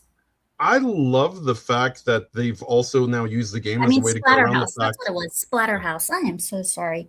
But yeah, I fucking loved that one. Yeah. I love that they've also used this as a way to sort of circumvent the fact that, you know, again, obviously you have the John Wick movies and the John Wick, you know, arc is ended. But now this is how you get more John Wick without taking Keanu Reeves and you know, he's out of the aging. retirement home. Yeah, exactly. He's an old man now. You know, he's like us. He just ages better. You know, the Matrix will do that to you, right? Yeah, that's true, especially after that last disaster of a Matrix movie. But this is a great way to keep him, you know, keep John Wick alive without having to keep Keanu doing these stunts and coming out here like, damn, my knees hurt, man. Even in the movies, like, dude, can this guy even die? I mean, we got another John Wick movie coming out as it is, but this one in particular, somebody needs to fill Chuck Norris's shoes. But yeah, this one is supposedly coming out either A, late 2026, B, early 2027. So this one's coming out soon, which I'm in highly anticipation. I'm highly anticipated for. I cannot wait. Likewise, it just looks too good. The gameplay for it was just like smashing guys' head into a table. I mean, throwing forks at people. I was like, yes. Scooby, if you ever get a PS2 or you ever find like a way to, I have a PS2. Well, there's two games that you need to get, or if we ever hang out, I'll bring them with me. One is Black, and the other is Cold Winter, which is basically GoldenEye, but for, you know, adult audiences. And when I saw the John Wick trailer, I immediately thought of those two games. Like it's still very much super spy, this, that, and the other, but at the same time, it's gruesome, it's visceral. I love it. I can't wait. And then I think that's one thing that a lot of gamers are. That's another thing that gaming companies are picking up on. Gamers love this shit. A lot of gamers love this kind of shit. You have the RPGs, which people love. You have action adventures that when you do it, you better put some real good shit into it. And this is one of them. This is where you kind of do this shit. If you're going to have swords out and everything like that, show some blood. Give us some blood. Show some there was a PlayStation 2 game called Red Ninja. She didn't just kill people. You didn't just see blood. You saw arms flying, legs flying, heads like flying. Blood Rain, like old school Blood Rain. Yeah. Yeah, she fucking dismembered people. I mean, when you get action games and stuff like that, that is so fucking fun.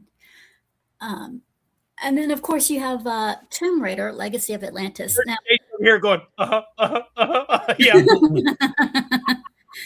And then you have yes, Tomb Raider. Quite.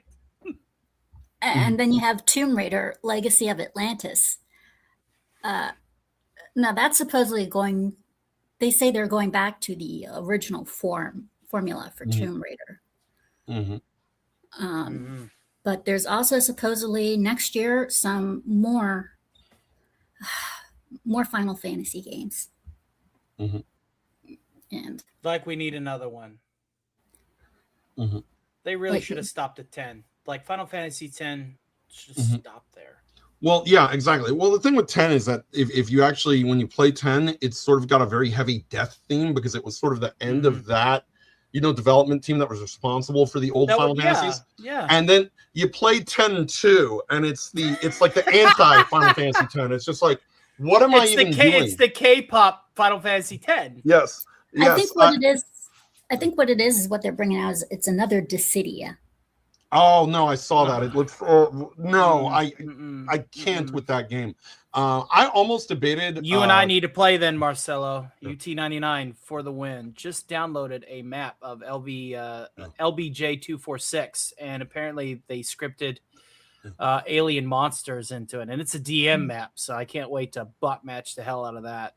I almost downloaded the new Dissidia just to see how bad it was, and it couldn't run on my Android emulator that I run on my PC. So I'm like, oh well, never mind then. But it looks like the Gap Kids version of Final Fantasy, and it's like, right. Dissidia on PSP. I mean, it's a fun fighting game. It's literally just all the Final Fantasy protagonists, duking it out.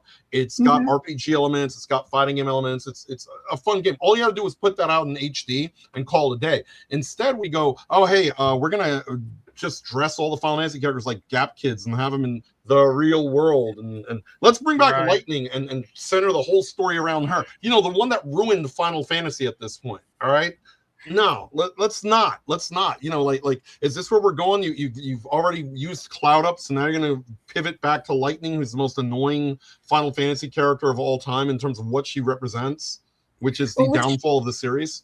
Well, which Final Fantasy do you think is worse, Final Fantasy Lightning or the traveling boy band?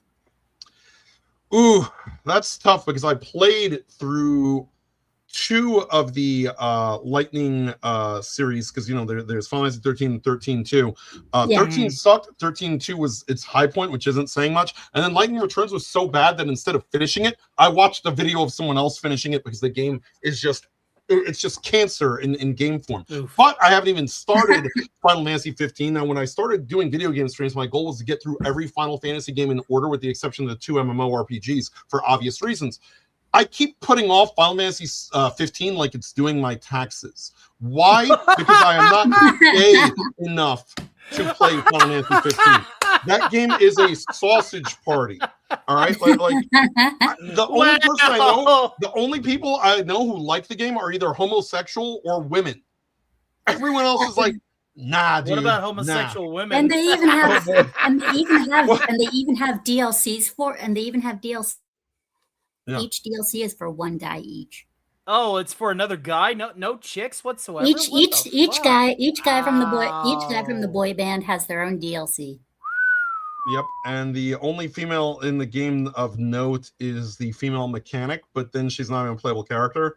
The granddaughter of Sid or something like that, and I'm just like, you can't even play as her. So I just gotta stare at these dudes who look like they just shopped at Hot Topic for a 3 hours free for like 60 hours. Wow, dude. And a character who I've heard is basically a poor person's Kefka as the villain.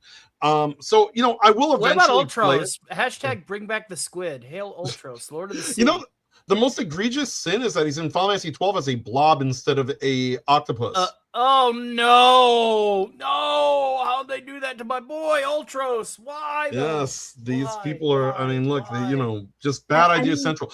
The best thing Final Fantasy did is put out a great Devil May Cry game that just happens to have a Final Fantasy name on it because it's not Final Fantasy. I don't know what the hell Final Fantasy 16 is. It's a good Devil May Cry, I guess. Yeah, I've played Dissidia on my PSP, which I still have. I love my PSP. Oh my god. Yes, I am a Sony sheep. I am not afraid to admit it, but when they do shit that's stupid, I will call them out. I will call them out when they do something stupid. There's the low C pouring out one for our squid boy. That's right. Now I have played the game with the traveling boy band, and my thoughts were like, please tell me this is not what Final Fantasy game is actually like. I mean, when I finished, I was like, please tell me this wasn't what they are all like. And then I played the Final Fantasy VII remake, and I was like, this isn't what I've seen from videos. This is more of a hack and slash. And Crisis Core on PSP was peak prequel material. Okay, I've never played Crisis Core. Playing as Sephiroth is a treat, but fighting him is also a treat. Whenever he's not like, oh, mommy, oh, Genova, oh, I'm gonna ride the planet, oh, but just his power, his base power before he injected himself into the core. That dude's a monster, man. My God, Sephiroth was so good back in the day, and they just ruined it, man. They ruined it. I think the big problem with them is that they keep making this excuse that no one wants to play an RPG, but that's literally the market that you're supposed to be, pandering to. And they kept saying it. No one wants to play an RPG. No one wants to play an RPG. No one wants to play an RPG. And they keep destroying the nature of what a Final Fantasy game is. And then they get shown up when a French company makes a better Final Fantasy than Final Fantasy does, wins about a dozen game awards. And they got to now sit there and just stare in the mirror and cry. Maybe if Yoshi P, who is now the head of Final Fantasy, would spend more time making an RPG instead of dyeing his hair red with that stupid hair dye he puts in, crying, and then making a freaking furry oh my God! Tacos, the centerpiece of Final Fantasy 14, which is the only game bringing in money for them anymore. Right. And then voice it was one of those people from the community, so that they cannot, we cannot criticize them as a criticism shield. Maybe if you just made an RPG and saw how well that did, maybe you would still have a Final Fantasy franchise. But let's be honest. They do have a Final Fantasy franchise. It's just called Octopath Traveler, and nobody but me seems to play it, which is an excellent freaking game that everyone has slept on. Oh yeah. And we even have and Tony, you might be happy about this. We even got a new Castlevania game coming out. Now, somebody who grew up on Metroidvania on the NES and on the SNES and the like, I skipped the portables, but then again, that's why God made emulators, so I can go back and play things like Zero Mission. Metroidvania platforming, it was peak for me. It became my go-to. Super Castlevania 4 and Dracula X on the SNES and Super Metroid 3. I played those literally almost back to back when I got those carts, back when I was a wee lad. And it sold me. So obviously when Symphony of the Night came out and all that jazz, I loved it. But then when they started making it like 3D, almost pseudo hack and slash brawlers with like minor RPG elements like Lament of Innocence was, I was like, I don't know. This is not the same vein yet to me, and whenever, Metroid Prime came out and it became a first-person shooter, it says, I love my boomer shooters. I love my shooters. But I don't know if that's a good fit for Metroid. But yeah, this new Metro game looks, can't wait. And for Nintendo Switch, they're finally getting a thing for Fire Emblem. The times that I would spend just exploring Norfair, trying to find everything. Norfair was the bane of my existence. I hated Norfair. Yeah, back during the Super Metro days. Because this is back during the days where you had two options. One, you got good because you didn't have a player's guide unless you wanted to shell out like $20 at your magazine store. Or two, you were one of those lucky kids that got a Game Genie. But I was one of those lucky kids that had a Game Genie, right? But I didn't want to waste it on games like Super Metroid. I would beat a game first. This is what I would do. I would beat a game first, and then I'd slot it into the Game Genie so that I could pop in like Infinite Lives or Take No Damage, so I could try and hunt for things that I missed on my initial playthrough. So that's how I use my Game Genie. A lot of people just use Game Genie to become a shit gamer in this day and age. It's fine. But not me. I was not one of them. I use my Game Genie properly. Use your Game Genies responsibly, kids. It'll save your life as a gamer. You should make that a PSA or something. Yeah, absolutely. Whenever Cobra Commander does his PSAs, that might be one of his first ones. Do not abuse do not abuse your game genie. Yes, Solosi, beat it legit, then cheat, so that There you you can go go. back and exactly. Yes. But Exactly. yeah, there's quite a few games, but some of them for like 2026. One that I'm looking forward to, another one is the Halloween game. Halloween and Oh, yeah. Hellraiser are both coming out this year. It's kind of a heartbreaker because again, like I said, I like my side scrollers and my Metroidvania stuff. I know that somebody said that there was going to be more modes in Retroware, which Retroware did an Ash versus Evil Dead arcade cabinet and a Halloween arcade cabinet. And I heard that they were trying to get a hold of like the Hellraiser and the Chucky IP so that they could, because there's like 6 or 7 extra arcade cabinets in the front area of like the main game lobby. But they're not getting enough money. Please, if you're not familiar with Retroware's Halloween and Ash versus Evil Dead, give it a shot. Throw them some money. Maybe it's too late, but maybe not. I downloaded that game last year. I bought that game last year, and I had a hell of a lot of fun playing it for Halloween. I know you all will too. If you like slashers, if you like schlocky horror like I do, give it a shot. Give it a shot. And you said earlier, I believe, Jase, for Eden, is that coming out soon, or is that just... No, I think they just announced it today that another Eden was getting an offline version, which I think is excellent because I think that it's about time that they turn around with some of these games and stop, releasing them as just mobile gacha. The coding of another Eden on Steam right now is so sloppy you can't even get it on your second monitor. It's a pain in the ass to run. I played it. It's a fun game. I played it for a little while. I streamed it a couple times. I like it, but what I don't like is the fact that essentially you have this poorly optimized game to just this mobile unfinished version. Now they're actually making a full sort of game. Yeah, it'll lose some of the gacha features, right? But I think that's fine because the thing is, when you do make these gacha games that are RPGs and then they reach end of life, that game just disappears from existence. Now they're saying, you know what, we're going to make a version for console that people can play on console that is not gacha oriented or anything like that. It's just a full-fledged game. And then this way, if we do end of life it, at least the game doesn't disappear into the ether. And Square Enix started that with Octopath Traveler 0, which is actually very much based on their Champions of the Continent mobile gacha game for Octopath Traveler.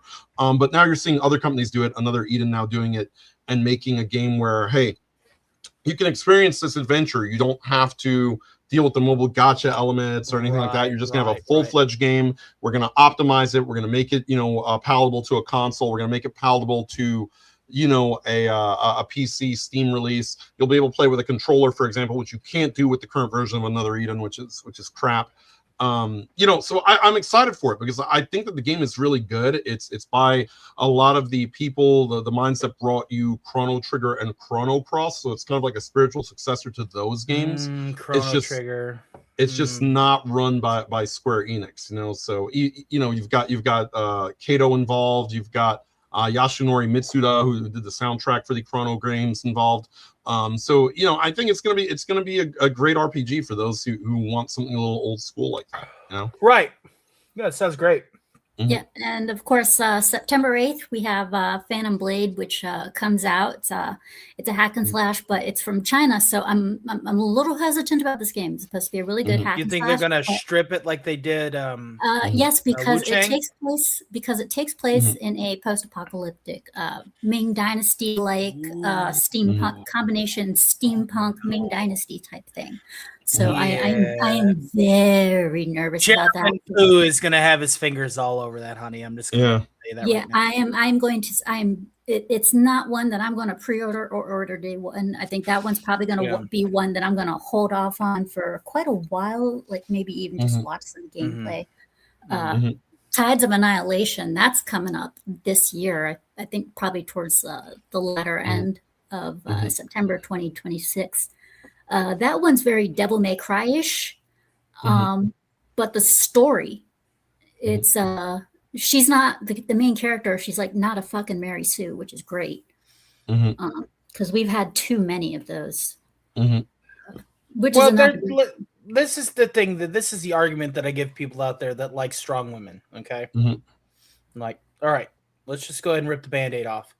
If they are supernaturally charged and it is established in the storyline that they are supernaturally charged, like case in point, Tifa's strength, very materia based. It's not because it's this girl who's like 130 pounds soaking wet is able to kick you to the moon. It's because she's got materia flowing through her veins, right? So there has to be an explanation. You can't just, bring one of these petite chicks out here and they exhibit all of the skills and the ability to deck 500, 400-pound guys or demons or whatever and get away with it. There has to be an explanation. And as long as that's established, guess what? Yeah, awesome. and that is something that they did.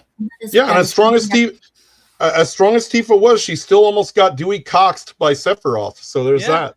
She almost got cut in half. Was also OP as all get up because he was fueled by almost the planet's worth of materia. That's true. It was literally. And one thing that I materia do like was the weapon.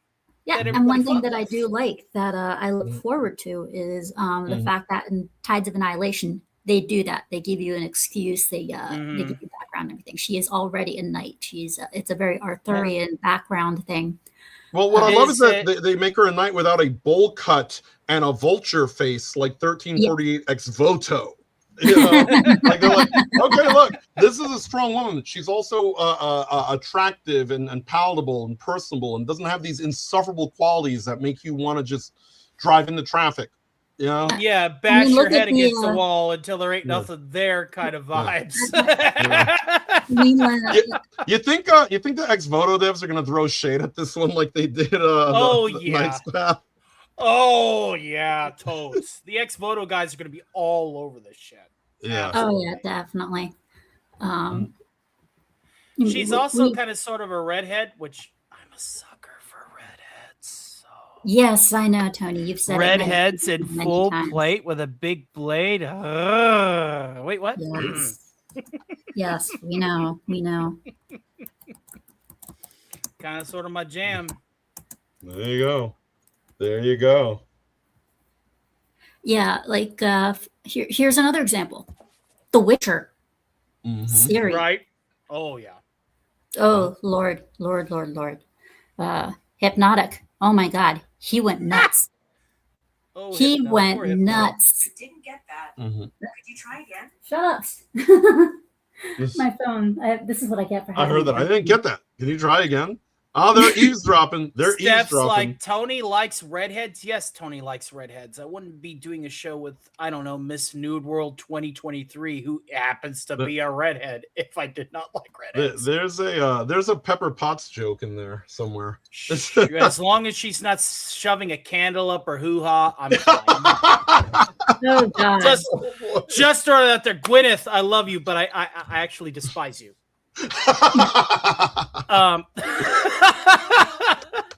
Yeah, we got some goldies coming out soon, which I'm looking forward to. Some RPGs that are coming out, which I'm sure you're going to be keeping an eye on, just because we already, I mean, we haven't even seen most of the new game release shows. I like how suddenly my camera decided to pick up all that light, and now it makes me look like E.T. What the hell? Yeah, they're trying to beam me up. That's the whitest I've ever looked. My credit score just went up. Damn, dude. Did your credit score go from like 580 to 610? Hell there yeah. You go. Had to be. Yeah, it's I'm sure. I mean, we even have some what is called ARPGs, whatever the fuck that is. Action RPGs, yeah. Action RPGs, where there's we have some elements for your stats, but it's still like, kind of like Zelda real-time fighting. Yeah, so we have some action RPGs coming out as well. I mean, we got a lot, but like I said, there's also some shows that are coming out that may even show some even more games that look promising that are about to come out. I mean, KOTOR's it's been announced Saber is still working on KOTOR, and I was like, yeah, Saber Interactive is going to be behind John Wick. That's what's got me. That's like icing on the cake, because John Wick is already Saber is already a great IP, and Saber Interactive brought us Space Marine 2. So what's going to be big for me as a person who plays primarily JRPGs and games, from Japan, is the Tokyo Game Show in September, which is also their 30th anniversary, which means that a lot of developers are going to be highly pressured to perform. We also know that this is the anniversary of Dragon Quest, so Square Enix is really going to have to perform after an underwhelming several years and disasters. So, once we see what happens at Tokyo Game Show, it's going to be very interesting to see, who sinks and who falls. Basically.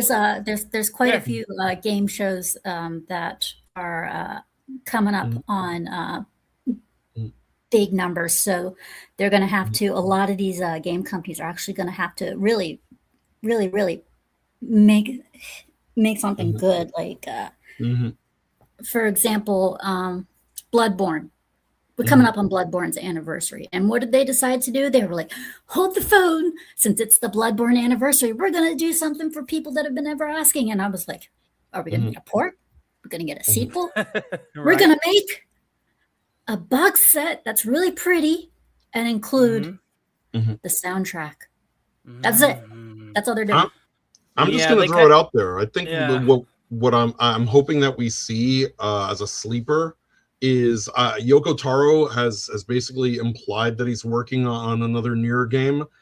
I wouldn't be surprised if we see something come out soon. Because look, when Shift Up made Stellar Blade, it was kind of like that scene in Dexter where he opens his refrigerator and there's a doll with no head, and it's like, "You want to play?" And Yoko Taro's like, "Yes, I do." Like, now he's just like, "You made a chick with a bigger ass than 2B, so now I have to make a chick with an even bigger ass. Look, the ass is going to take up the whole screen." That's what's going to happen. All hail the new android capable of squatting a small car. And then, of course, it's going to happen. Of course, that's not the only game that's been hinted to be made. Neil Druckmann is hinting at a Last of Us 3. Oh my God, no, please, heavens. no, not after The Last of Us 2. That was a disaster. Let's get rid of The Last of Us before it becomes a problem. There's internal rumors that Sony is musing about, refocusing on the East for their developers because of I'll be right back, kids. How bad Neil Druckmann has dropped the ball with Last of Us and Intergalactic, and how poorly we have received that trailer for Intergalactic. They're basically saying that that's his last supper. If that game fails, it's almost a given Sony's going to start pivoting direction hardcore if that game doesn't make a return on their investment, which it probably won't because it looks like shit. And like I said, guys, I apologize for not having videos for these games. StreamYard does not like showing video game footage because they would sooner fuck up the footage or freeze it. So it's annoying. But do check out the videos for some of the games that we've mentioned, some of the games that you see on screen. So please check this stuff out. Jose, what you got coming up? Not too much. I'm gonna have to pack up from my bunker here, head through traffic. I'll probably do some gaming later tonight. I'm looking to load up some different JRPGs. I might load up a little Dragon Quest X a little later, or maybe continue on. Right now, I've been replaying all the Suikoden games in anticipation for that game that Konami will not give us a date for in Suikoden Starleap, but they say sometime in 26. So I want to have all those games sort of fresh in my memory. So I've been replaying all of those on stream. So I've been doing that. Probably a good bit of streaming this weekend, both tonight and tomorrow. Happy Easter, everybody who partakes of Easter, and just keeping it going. I'll be doing Monday. I'll be on Hellzo's channel, Discuss Things channel at 3 p.m. Eastern. Tuesday at 8 p.m. I'll be on with Toasty, so I'll be back. Good to reunite and catch up with the crew over there. And just cancel this podcast Thursdays at 11:15 p.m. Eastern Standard Time, where politics meets pop culture with snark, sarcasm, and satire. As y'all know, I'm over on Rumble because I'm too crude for YouTube, and I know that I'm always a strike away from getting turned into a cartoon gentleman myself. So I like my face. Not too many people like my face, you know, but you know what? I like my face. So I don't want to have to go through that. So I appreciate you having me on, because you know the best way I can show up on YouTube is to show up on other people's shows instead of have one of my own. Thank you. Everybody, go ahead and clip this man's face before he gets canceled by the fuckheads at YouTube. Yeah, there you go. Very much, very, very much so. Tony. Yes, ma'am. Your turn. Sure. I think I still have enough cohesive brain cells to be able to do this while also playing cards in a minute. Hold on just a second. Don't worry, this song isn't going to get you dinged. Why? Because I use it whenever I do my plugs. Where are we at? Right here. Are you tired of the same old humdrum day-to-day kind of shows that you hear on YouTube? You know what I like? I like variety with more variety. How much variety? A variety amount of varieties for anybody who likes variety. That's right, Exhibit. I'm looking at you.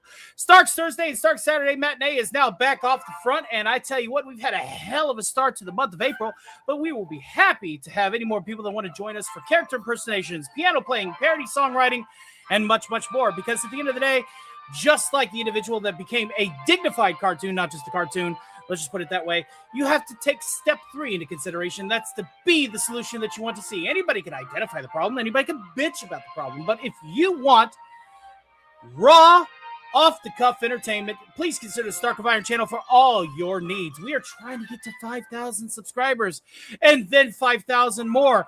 Shout out to my good friend Leon, who hit 10K. I kind of sort of want to get 10K myself. I will consider myself a legitimate YouTuber when I get there, and that needs you, ladies and gentlemen. So please consider the Stark of Iron channel for your Skeletor shorts, Alistor dad jokes, Megatron shorts, and much, much more as we continue to try and find a way to cater to your fandom with over 100 different characters that live rent-free in my head. My God, no wonder I sleep wrong.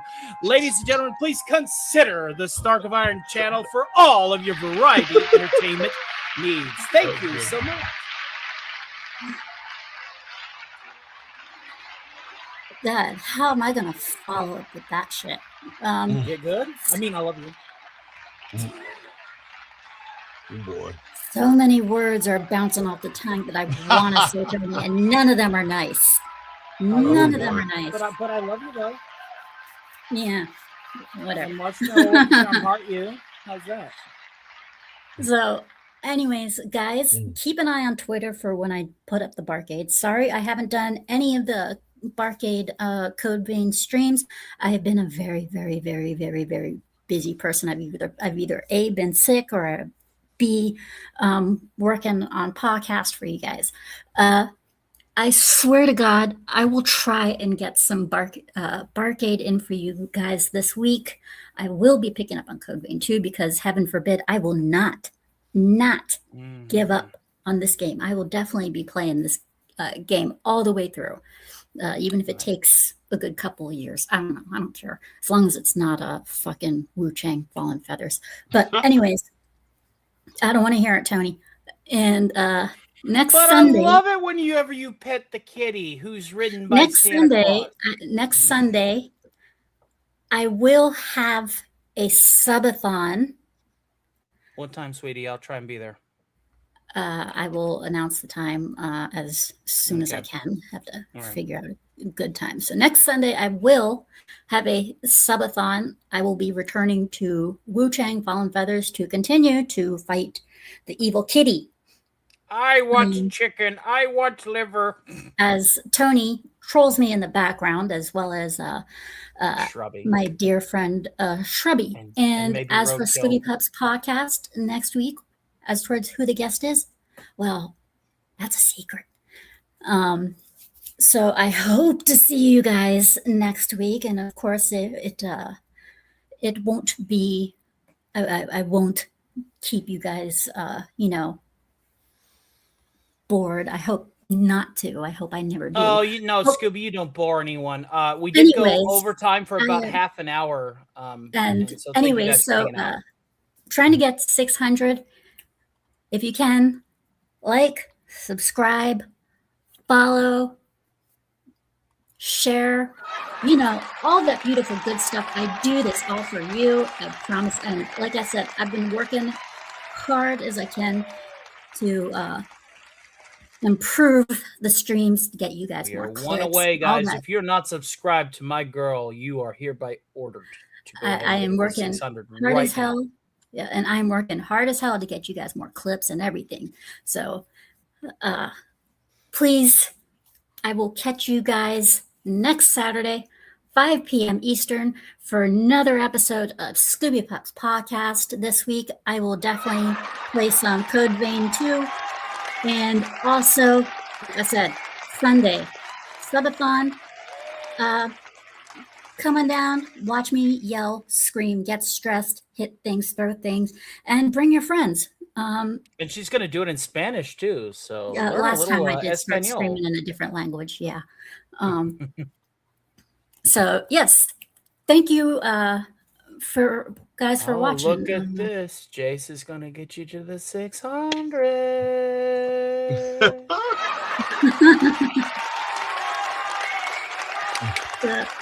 Jesse, thanks for coming on the show. Anytime. It was a fun time to have you. It always is. Thanks for having me. Appreciate y'all. No it's a good problem. time. Thank you. Don't It's an honor expect to this have be- you. Yeah, I don't ever get out of the producer booth often, but you are one of the people that I'm like, no, Scooby, I need to be here and bullshit with Jace, because Jace is good people, man. Yeah, I always have a great time with Tony. He cracks me up, man. Just the man of 1,000 voices. I love it, man. Talented guy. And yeah, so we will be, we're going to be trying to climb up there with the subscriber numbers so hard. And definitely, like I said, this will not be the last time. You're at 600. Thank you for 600. And I will, like I said, this will not be the last time I will invite you. Expect for more, especially when more games are announced. That'll be even more fun. Anytime, just let me know. Will do. So again, guys, thank you. Mods, thank you for doing what you do best. Subscribers, watchers, chat, I love you. Thank you for all that you've done, all that you do. Thank you for subscribing. You became members tonight. Thank you for becoming a member. Thank you. Thank you. Thank you so much. And for everybody who has donated, once again, thank you. It is much appreciated. Much, much appreciated. We love you. Yes. So everybody, have a good night. Have a good, happy Easter. Do not attack the Easter Bunny.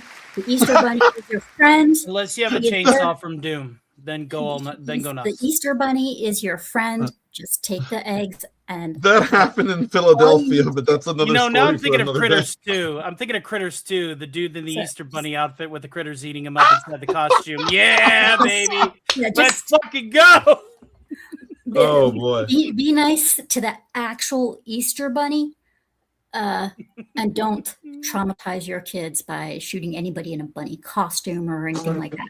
It's Easter. It's Easter. Give your kids little plastic eggs that have chocolate in them. That's all they want. That's all they ask for. They don't even care about the bunny in the first place. They just want the little plastic eggs full of chocolate. Anyways, have a good night, everybody. Have a good morning, afternoon, whatever it is, whichever time it is for you guys.